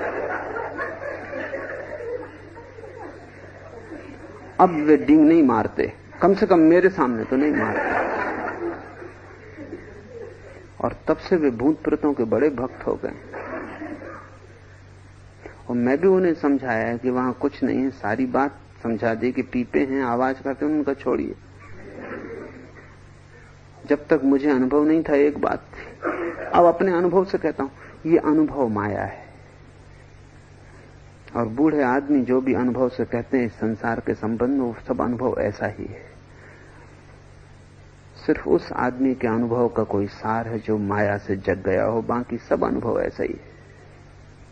इस अनुभव का कोई भी मूल्य नहीं, क्योंकि तुम्हारी कल्पना तुम्हारे भीतर की बेहोशी से प्रसूत है। इसलिए कबीर कहते हैं माया महा ठगनी हम जानी, निर्गुण फांस लिए कर डोले। कहते हैं इससे बड़ा और चमत्कार क्या होगा कि जो निर्गुण है, तुम निर्गुण हो, तुम ब्रह्म हो, तुम परम ऊर्जा हो जगत की, निराकार शुद्ध। इससे बड़ा चमत्कार क्या होगा? निर्गुण फांस लिए कर डोले। निर्गुण को फांस लिया है माया ने और हाथ में हाथ डाल के डोल रही। माया महाठगनी हम जानी, बोले मधुरी बानी। और बड़े मधुर वचन है माया के, होंगे ही, अन्यथा इतने लोग फंसते कैसे? बड़े मधुर वचन है, बड़े सुखद स्वप्न दिखाती है। एक रूप खड़ा कर देती चारों तरफ। सपना इतना प्रगाढ़ हो जाता है, इतना इंद्रधनुषी कि तुम रुक नहीं सकते। यात्रा पर जाना होता है, सपने खोजने पड़ते हैं। सारे लोग दौड़ रहे हैं अपने अपने सपने की तलाश में, और उन सपनों को तुम कभी भी पाओगे नहीं, क्योंकि वे कहीं है नहीं, उनका कोई अस्तित्व नहीं है। आखिर में तुम पाओगे कि विषाद, हाथ खाली। आखिर में तुम पाओगे सब पा लिया तो भी हाथ खाली, कुछ न पाया तो भी हाथ खाली। आखिर में तुम पाओगे मृत्यु आती, सब सपने टूट जाते हैं और तुमने जीवन का इतना बहुमूल्य अवसर व्यर्थ गंवा दिया। जहां सत्य जाना जा सकता था वहां तुम सपनों के पीछे दौड़ते रहे। छोटे बच्चे तितलियों के पीछे दौड़ते हैं। अगर तुम गौर से देख सको तो बूढ़ों को भी तुम तितलियों के पीछे ही दौड़ते पाओगे। तितलियां बदल गई होंगी क्योंकि बूढ़े अनुभवी हैं, लेकिन दौड़ नहीं बदलती और दौड़ तितलियों के पीछे ही बनी रहती। छोटे बच्चे को हम कहते हैं क्या पागल हुआ है, तितली को पकड़ के भी क्या करेगा। लेकिन बूढ़े क्या पकड़ने के लिए दौड़ रहे हैं, तुम खुद क्या पकड़ने के लिए दौड़ रहे हो।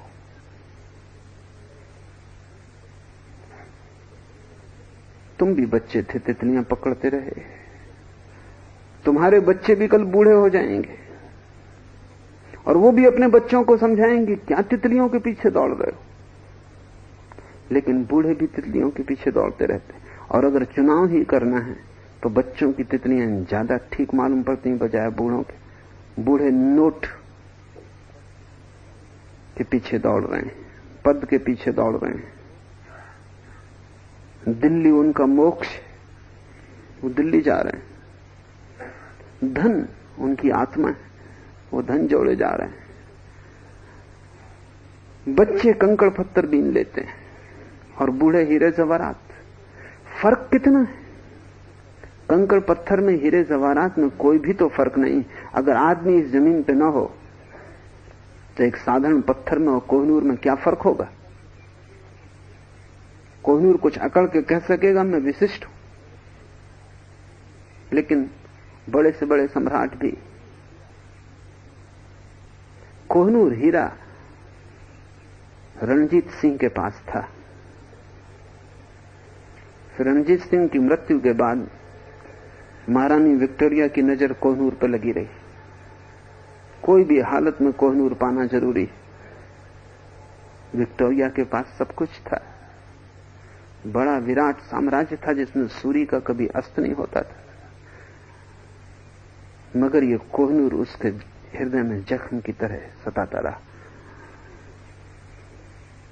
और उसको सताने के लिए रणजीत सिंह कोहिनूर अपने घोड़े पर लटका के रखते थे।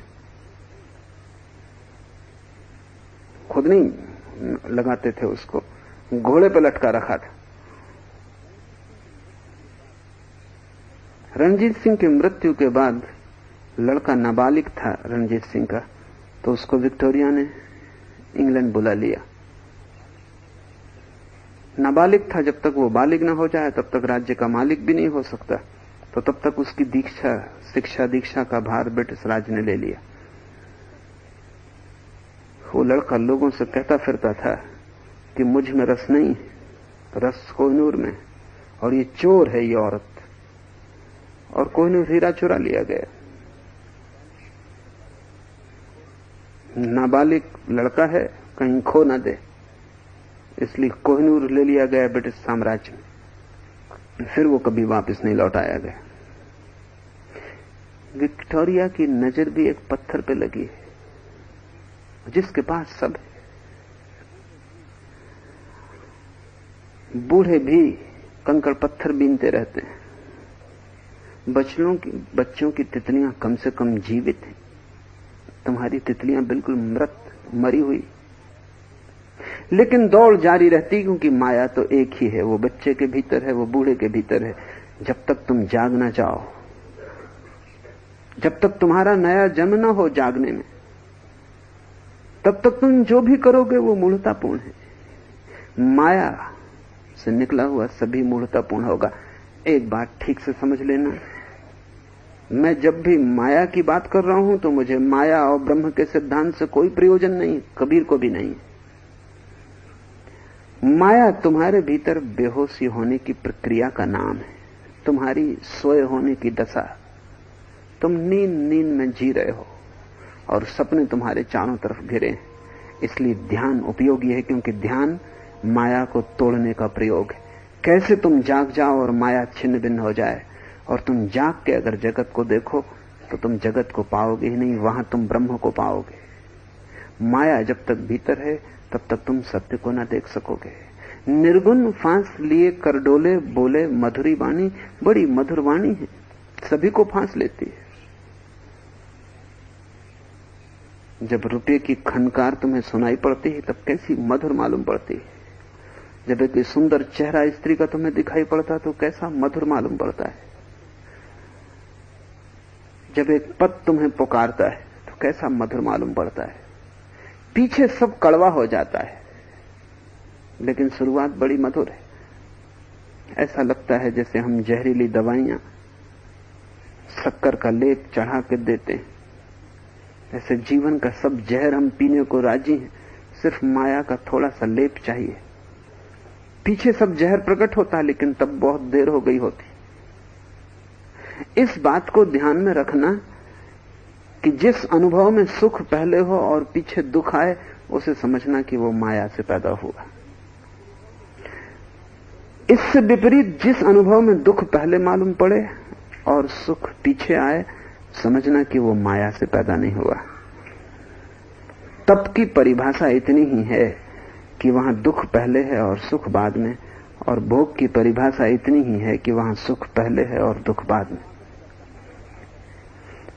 सुख स्वागत करता मिलेगा सदा, वो माया का सेवक, पीछे दुख छिपा है।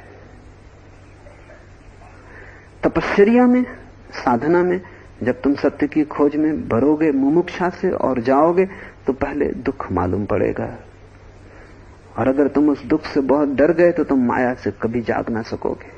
अगर तुम उस दुख के लिए राजी हो गए तो जल्दी ही दुख नष्ट हो जाता है और महासुख के द्वार खुल जाते हैं।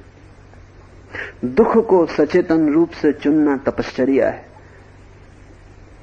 सुख के पीछे दौड़ते रहना, तितलियों के पीछे दौड़ते रहना, और मजा यह है कि सुख के पीछे जो दौड़ता है उसे दुख मिलता है, और जो दुख के लिए राजी है वो महासुख का अधिकारी हो जाता है।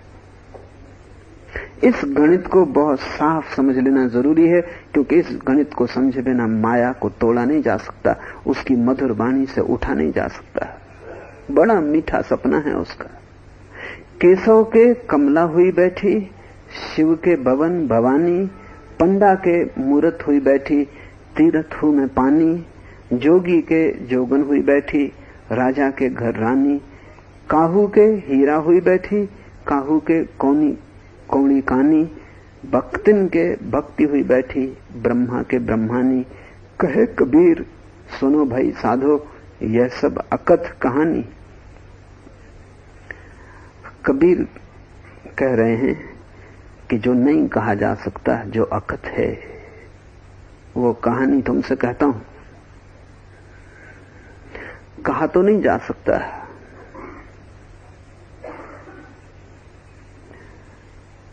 क्योंकि कहना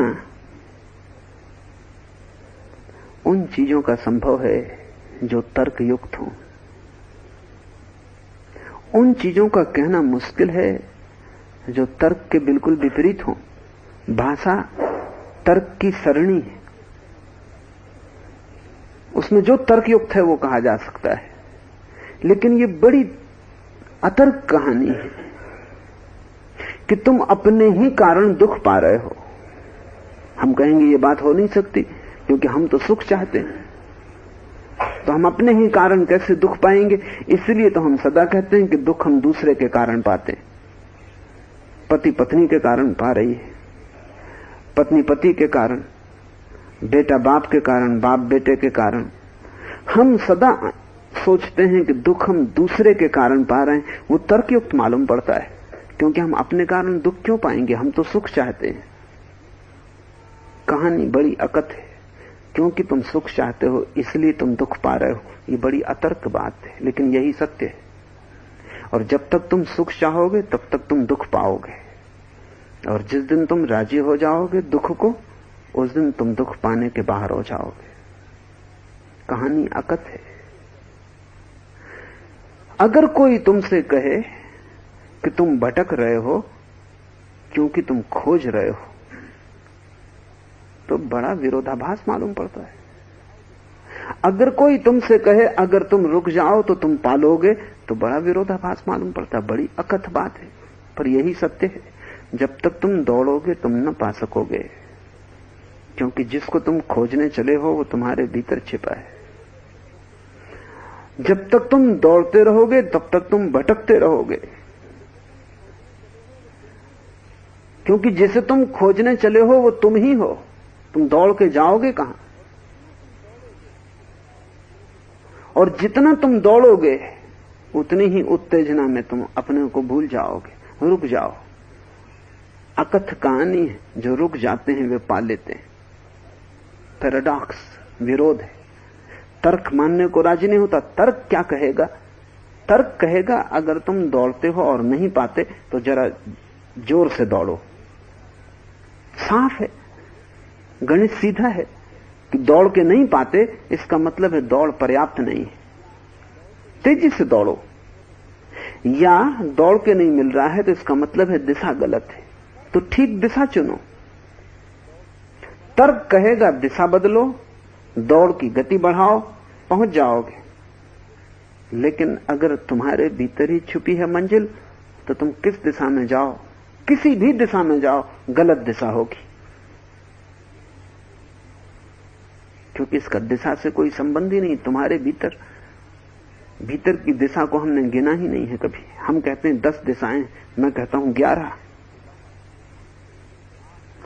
क्योंकि 10 तो बाहर है, 8 चारों तरफ, एक नीचे एक ऊपर, और तुम्हारे भीतर। लेकिन भूगोल उस दिशा को गिनती नहीं, उसको हमने बाहर ही रख छोड़ा है। और वहीं मिलेगा जिसे तुम खोज रहे हो, वो तुम्हारे भीतर छिपा है। तुम अपने को ही खोज रहे हो, तो तुम कोई भी दिशा चुनो, सभी दिशाएं गलत होंगी। तुम कोई भी मार्ग चुनो, तुम भटकोगे।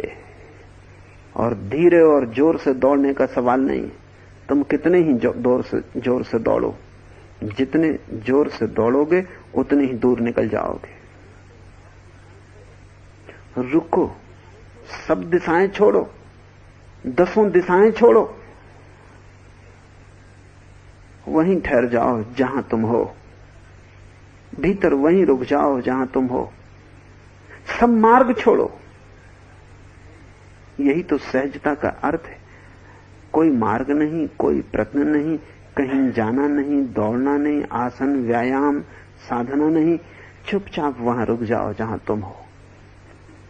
वहां वह सब छिपा है जिसकी तलाश है। दौड़ है माया, रुक जाना है ब्रह्म। तुम रुके कि उसे पा लिया। दौड़ोगे तो विचार में चलना ही पड़ेगा, मन की सहायता जरूरी है दौड़ने में।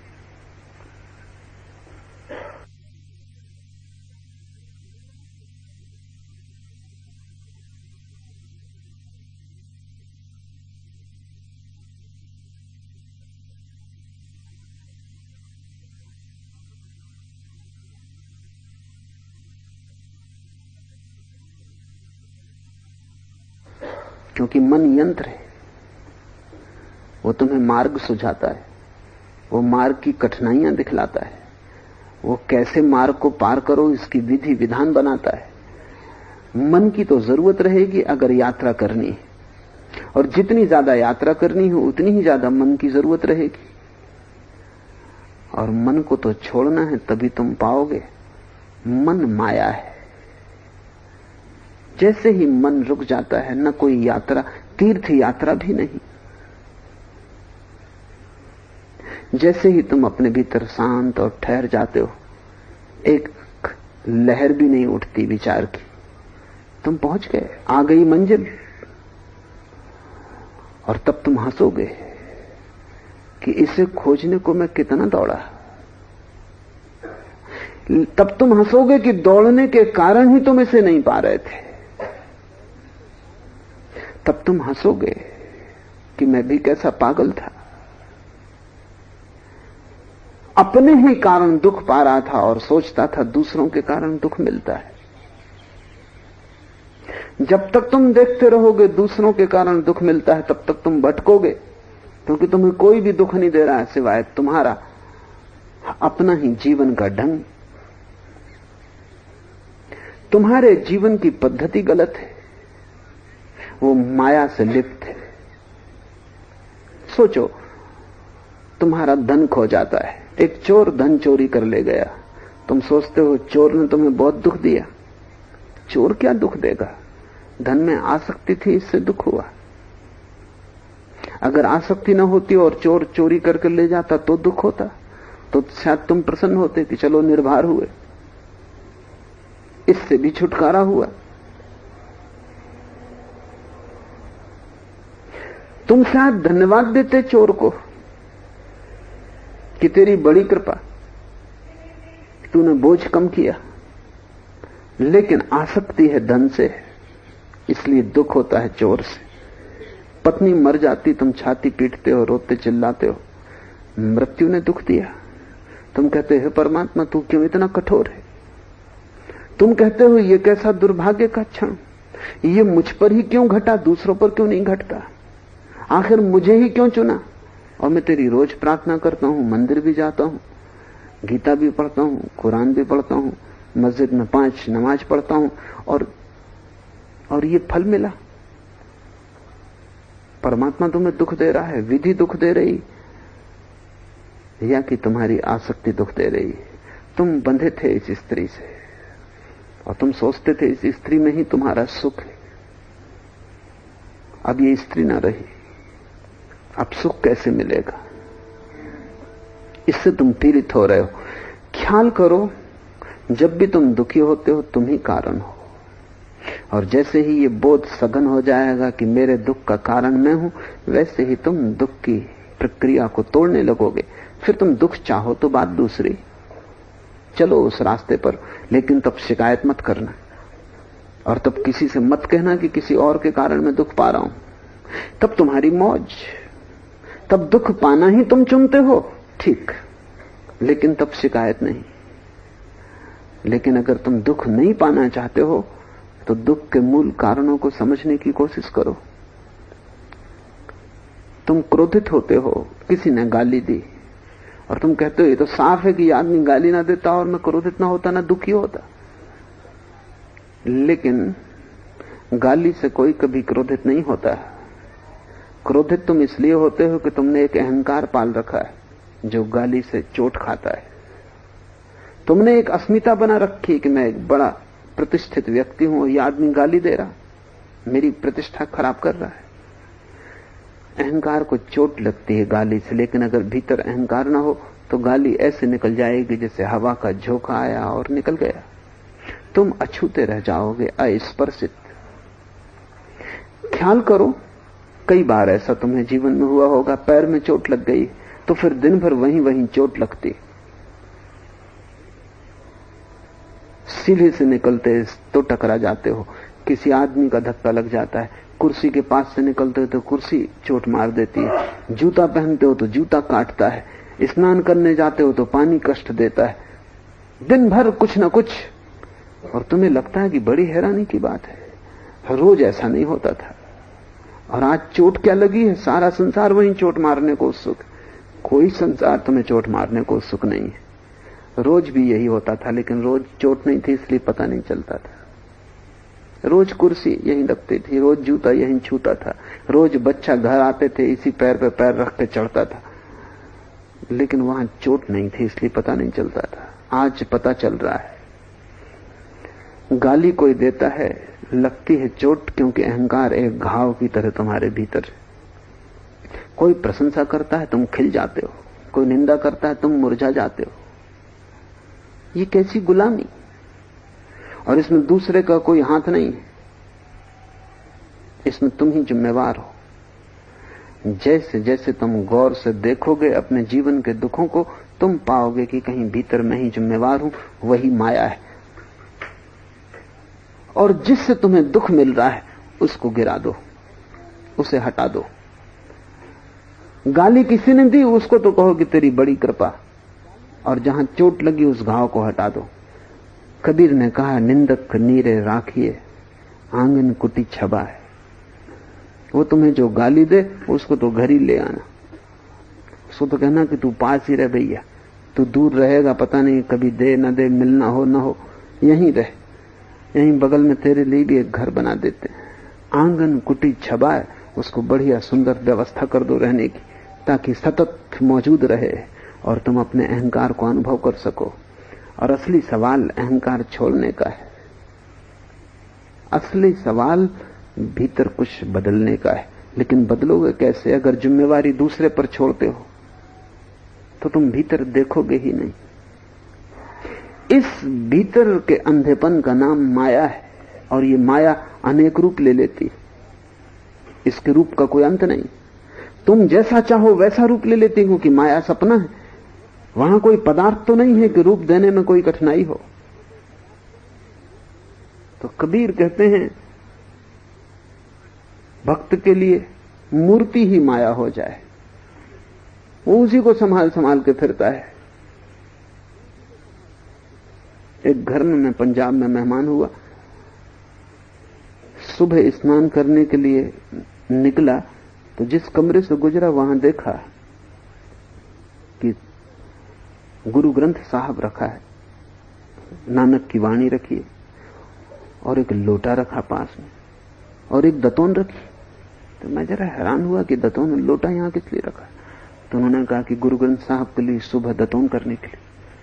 किताब रखी है वहां, मूर्ति भी नहीं है, गुरु ग्रंथ साहब के लिए दतौन रखी है। मूर्ति भी हो तो भी थोड़ा समझ में आता है, ऐसे तो वो भी मूर्खतापूर्ण है, क्योंकि तुम्हारी बनाई मूर्ति और तुम भली भांति जानते हो बाजार से खरीद लाए हो, और अब दतौन और लोटा रखा हुआ है। लेकिन किताब के सामने तो हद हो गई। लेकिन हो गई है हद इसलिए कि वो किताब का नाम है गुरु ग्रंथ साहब। वो किताब में एक व्यक्तित्व डाल दिया, साहब। तो भोजन भी दिया जाएगा, गुरु ग्रंथ साहब को सुलाया भी जाएगा, उठाया भी जाएगा। कबीर कहते हैं भक्तन के भक्ति हुई बैठी, जोगी के जोगन हुई बैठी, पंडा के मूरत हुई बैठी, तीरथ हूं मैं पानी, राजा के घर रानी। सारे संसार में उसने बहुत रूप लिए हैं। प्रश्न यह है कि जहां भी तुम्हारी आसक्ति हो, जहां भी तुम्हारा मोह हो, जहां भी तुम्हारा अंधापन लग जाए, राग जुड़ जाए, वही माया खड़ी हो जाएगी। अब किताब से राग लग गया तो किताब ही माया हो गई। मुझ से राग लग जाए वही माया हो गई। तो फिर मेरे कारण तुम परेशान होने लगोगे, और जहां माया होगी वहीं परेशानी शुरू हो जाएगी। जागो, माया महाठगनी हम जानी।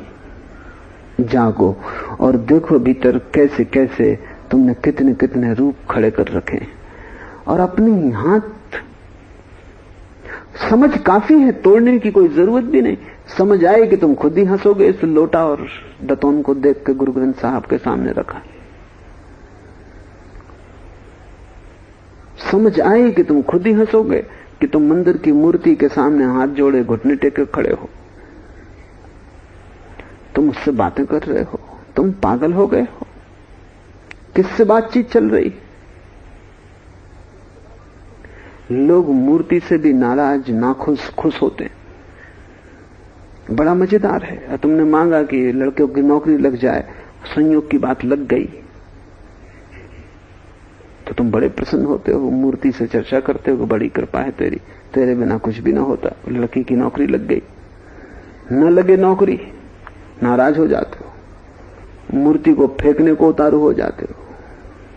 ऐसे लोगों को मैं जानता हूं जो गुस्से में मूर्ति फेंक आए कुएं में, क्योंकि हो गई इतने दिन प्रार्थना करते करते, पूजा करते करते, और न कोई सुनने वाला है, न कोई पूरा करने वाला है। एक आदमी को मैं जानता हूं जो नास्तिक था, फिर आस्तिक हो गया। तो मैंने उससे पूछा क्या हुआ, तुम तो बड़े नास्तिक थे। उसने कहा कि मानना ही पड़ा, लड़के की नौकरी नहीं लगती थी, सब उपाय कर लिए, सबकी खुशामद कर ली, रुस्बत दे के देख ली, कुछ हल न हुआ। आखिरी कोई रास्ता न रहा तो मंदिर गया, और वहां मैंने कहा कि अगर लग गई लड़के की नौकरी 15 दिन के भीतर तो सदा के लिए भक्त हो जाऊंगा। अब हनुमान जी का भक्त हो गया हूं। हनुमान जी बेचारे इसके लड़के की नौकरी लगवाने के लिए कैसे जिम्मेवार हैं। कोई भी संबंध नहीं है, कोई हनुमान जी ने कोई एम्प्लॉयमेंट एक्सचेंज नहीं खोला हो, और अगर वे खोलेंगे भी तो बंदरों को नौकरी लगवाएंगे, आदमियों को नहीं। सबके अपने रिश्तेदार नाते रिश्तेदार हैं। मैंने इस आदमी से कहा कि तुम बंदर जैसे तो लगते भी नहीं। उसने कहा क्या मतलब आपका? तो हनुमान जी तुम्हारी फिक्र करेंगे, तुम अकारण अपने को इतना महत्वपूर्ण मान रहे हो। और इस कारण यह आदमी आस्तिक हो गया है। अब ये जाता है रोज हर मंगलवार निश्चित रूप से प्रसाद लेके, मगर ये भरोसे का नहीं है, क्योंकि नौकरी छूट जाए तो नाराज हो जाएगा, पत्नी मर जाए और हनुमान जी न बचाएं, और कहां कहां इसका साथ देंगे वो, 1000 उपद्रव ये लाएगा। और जहां भी इसने पाया कि नहीं हुआ काम पूरा, ये आदमी कोई भरोसे का नहीं है। इसकी भक्ति माया का हिस्सा है, इसकी पूजा प्रार्थना झूठी है, क्योंकि जहां मांग है वहां कैसी पूजा कैसी प्रार्थना। जहां आकांक्षा है वहां वासना है, वासना का प्रार्थना से कभी कोई संबंध नहीं जुड़ता। और जब वासना खो जाती है तब प्रार्थना करने को क्या बचता है? क्या करोगे प्रार्थना? तब तुम्हारा पूरा जीवन ही एक प्रार्थना होता है, अलग से करने को क्या बचता है? तुम ऐसे जीते हो प्रार्थनापूर्ण हृदय से, अनुग्रह भाव से। सारा संसार तुम्हें इतना दे रहा है, जरूरत से ज्यादा दे रहा है। परमात्मा ने तुम्हें जो दिया है वो तुम्हारी योग्यता से अनंत गुना ज्यादा है। क्या है तुम्हारी योग्यता? तुम्हें जीवन दिया है, इतना काफी नहीं है। नौकरी चाहिए तब तुम पूजा करोगे। तुम्हें इतनी बड़ी क्षमता दी है जागने की, होश की, कि तुम बुद्ध हो सको, वो काफी नहीं। नौकरी चाहिए तब तुम अनुग्रह भाव प्रकट करोगे। जो दिया है वो जरूरत से ज्यादा है, ये भक्त का भाव है। और जो मेरे पास है वो कम है और मुझे मिले, ये अभक्त की प्रार्थना है। अगर इस हिसाब से सोचोगे तो मंदिरों में तुम्हें अभक्त मिलेंगे, भक्त नहीं। भक्त क्यों मंदिर में जाएगा? क्योंकि भक्त के लिए तो ये सारा अस्तित्व ही मंदिर है। वो जहां है वहां मंदिर है, और वो जो कर रहा है वही उसकी प्रार्थना है। कबीर ने कहा है, जो कुछ करूं सो पूजा। कबीर को किसी ने कभी मंदिर जाते नहीं देखा, इसलिए काशी के पंडित पुजारी कबीर को कभी मान्यता नहीं दिए। और मरते वक्त कबीर ने कहा कि मुझे मगहर ले चलो। कहानी है कि मगहर में जो मरता है वो गधा होता है, और काशी में जो मरता है वो मुक्त हो जाता है। जिंदगी भर काशी रहे, मरने के पहले कबीर ने अपने शिष्यों का मुझे मगहर ले चलो, काशी में मैं ना मरूंगा। क्योंकि अगर काशी में मरे और स्वर्ग गए तो इसमें अपनी क्या खूबी? मगहर में मर के स्वर्ग जाना एक मजाक। कबीर का हिम्मत के आदमी थे, भरोसे के आदमी थे। क्योंकि अगर भगवान पे भरोसा है तो मगहर में मरो कि काशी में क्या फर्क पड़ता है? लोग मरने के लिए काशी जाते हैं, जीते हैं मगहर में गधों की तरह, मरते हैं काशी में इस आशा में कि मोक्ष चले जाएंगे। कबीर जिए काशी में संतों की भांति, मरने गए मगहर। लोग सोचते हैं जियो कैसे ही मरो काशी में, जियो कैसे ही मरते वक्त राम का नाम ले लेना, गंगा जल पिला देना, काम खत्म हो गया। तुम बड़े होशियार हो, चालाक हो, तुम्हारा धर्म भी तुम्हारी चालाकी का विस्तार है। जियो जैसे तुम्हें जीना है माया के साथ, मर लेना राम का नाम लेके। और ध्यान रखना, तुमसे राम का नाम भी ना निकलेगा मरते वक्त, क्योंकि मृत्यु में तो वही निकलेगा जो जीवन में जिया गया है। जो पूरे जीवन का संग्रीभूत सार है वही तो मृत्यु में तुम्हारे साथ जाएगा। तो पंडित पुजारी, आदमी मर रहा है, वो उसके कान में राम दोहरा रहे हैं, वो खुद भी नहीं दोहरा सकता है। वो अपने मन में माया को इकट्ठा कर रहा है। जीवन भर में जो पाया उसका हिसाब लगा रहा है, जो नहीं पाया उसकी शिकायतें कर रहा है। वो अपने भीतर तैयारी कर रहा है नए संसार में प्रविष्ट करने की, नए गर्भ में प्रविष्ट करने की, जहां जो जो अधूरा रह गया वो पूरा हो सके, जो तिजोरी खाली रह गई वो भरी जा सके, जो स्त्री नहीं मिली मिलनी थी वो मिल सके, जो पद पाना था नहीं पाया सका वो पाया जा सके। वो अपने भीतर माया के सब बीज इकट्ठे कर रहा है। इसके पहले की शरीर छोड़े, उसकी आत्मा सारे बीजों को माया के इकट्ठे कर लेगी, ताकि नए गर्भ में प्रविष्ट होकर फिर यात्रा शुरू हो जाए। और किराए का आदमी, क्योंकि वो भी राम उसके कान में दोहरा रहा है और सोच रहा है कि 5 रुपए मिलने वाले। ये बड़े मजेदार मामला है।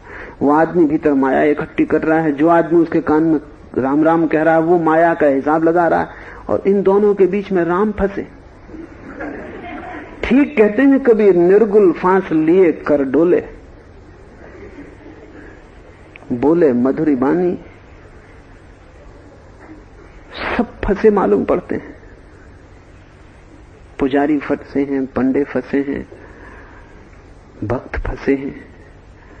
माया के रूप बदल जाते हैं, फसावट नहीं बदलती। तुम जहां भी अपने को फंसा हुआ पाओ, खोजबीन करना, भीतर माया होगी। और जहां जहां तुम फंसा हुआ पाओ, धीरे धीरे वहां वहां समझ पूर्वक काटना। समझ पूर्वक कहता हूं क्योंकि गैर समझ पूर्वक भी तुम काट सकते हो। अक्सर लोग गैर समझ पूर्वक काट लेते हैं, तब अधूरी रह जाती है बात, तब नया सिलसिला शुरू हो जाता है। इस पत्नी को छोड़ के भाग जाओगे, दूसरी पत्नी कहीं ना कहीं मिल जाएगी। घर छोड़ोगे, आश्रम में पहुंच जाओगे। घर में मोह था, आश्रम में मोह हो जाएगा। कच्चा कुछ भी मत तोड़ना, कच्चा तोड़ा नहीं जा सकता। इसलिए कहता हूं समझ पूर्वक। समझ पूर्वक का अर्थ है पक्के समझने की कोशिश करना, जितनी गहरी से गहरी समझने की कोशिश कर सको। क्यों फंसा हूं, क्या फसावट है, क्यों बंधा हूं, कहां से ये बंधन मेरे भीतर पैदा हो रहा है। प्रवेश करना भीतर, कारण खोजना और सब भांति कारण को समझना। जैसे ही समझ पूरी होगी, कारण विलुप्त हो जाएगा, तुम्हें तोड़ने की जरूरत भी ना पड़ेगी। जैसे पक जाता है पत्ता, सूख जाता है, फिर हवा का छोटा सा झोंका भी ना हो तो भी सूखा पत्ता गिरेगा ही, कोई कुल्हाड़ी लेके काटना नहीं पड़ेगा। अक्सर लोग कुल्हाड़ी लेके काट लेते हैं। तुम्हारे तथाकथित साधु सन्यासी ऐसे ही लोग हैं जिन्होंने कुल्हाड़ी से काट दिया, घाव रह गया। अब वो नई जगह उस घाव को भर रहे हैं।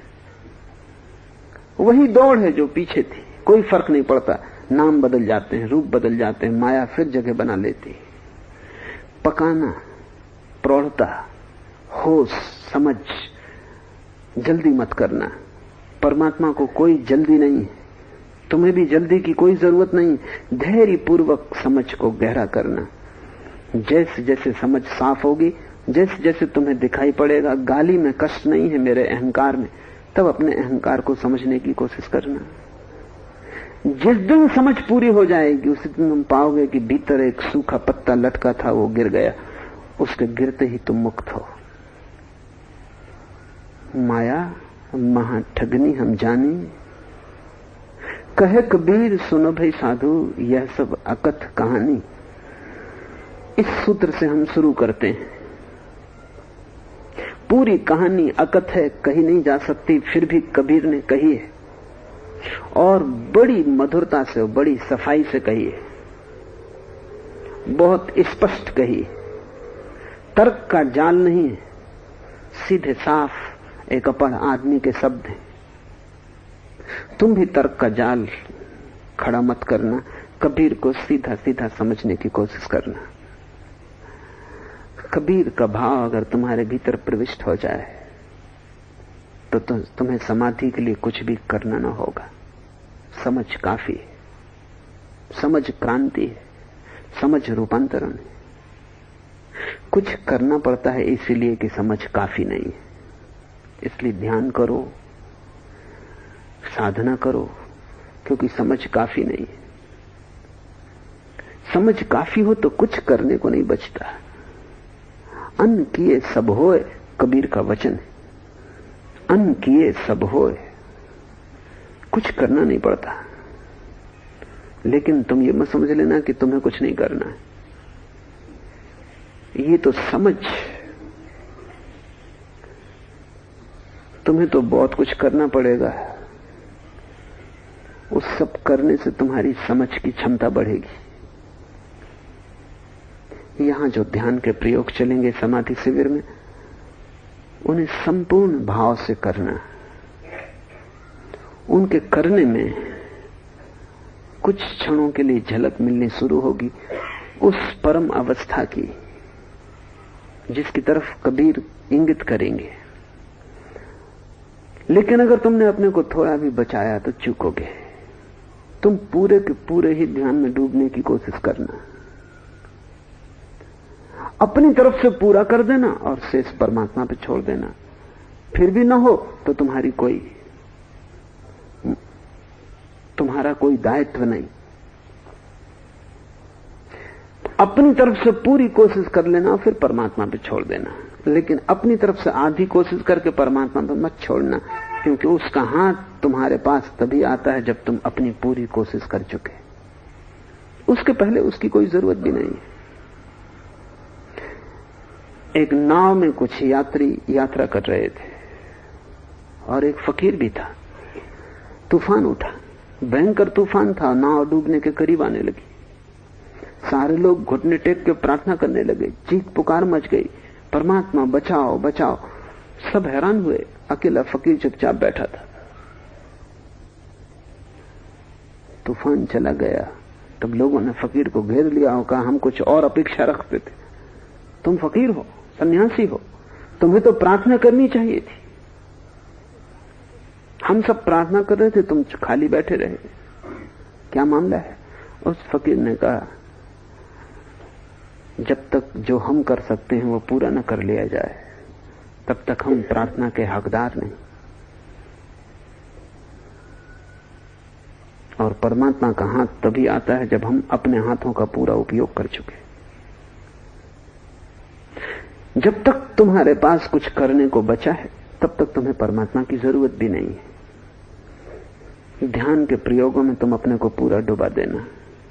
अगर तुमने कुछ भी न बचाया, तुम अचानक उसका हाथ अपने सिर पर पाओगे। अचानक तुम पाओगे तुम उठा लिए गए। अचानक तुम पाओगे कोई तुम्हें ले चला, कोई नाव तुम्हें दूसरे किनारे की तरफ ले चली। फिर अन किए सब होए, उसके पहले नहीं। अपनी तरफ से पूरा कर लेना, फिर उसकी तरफ से शुरू हो जाता है। आज इतना है।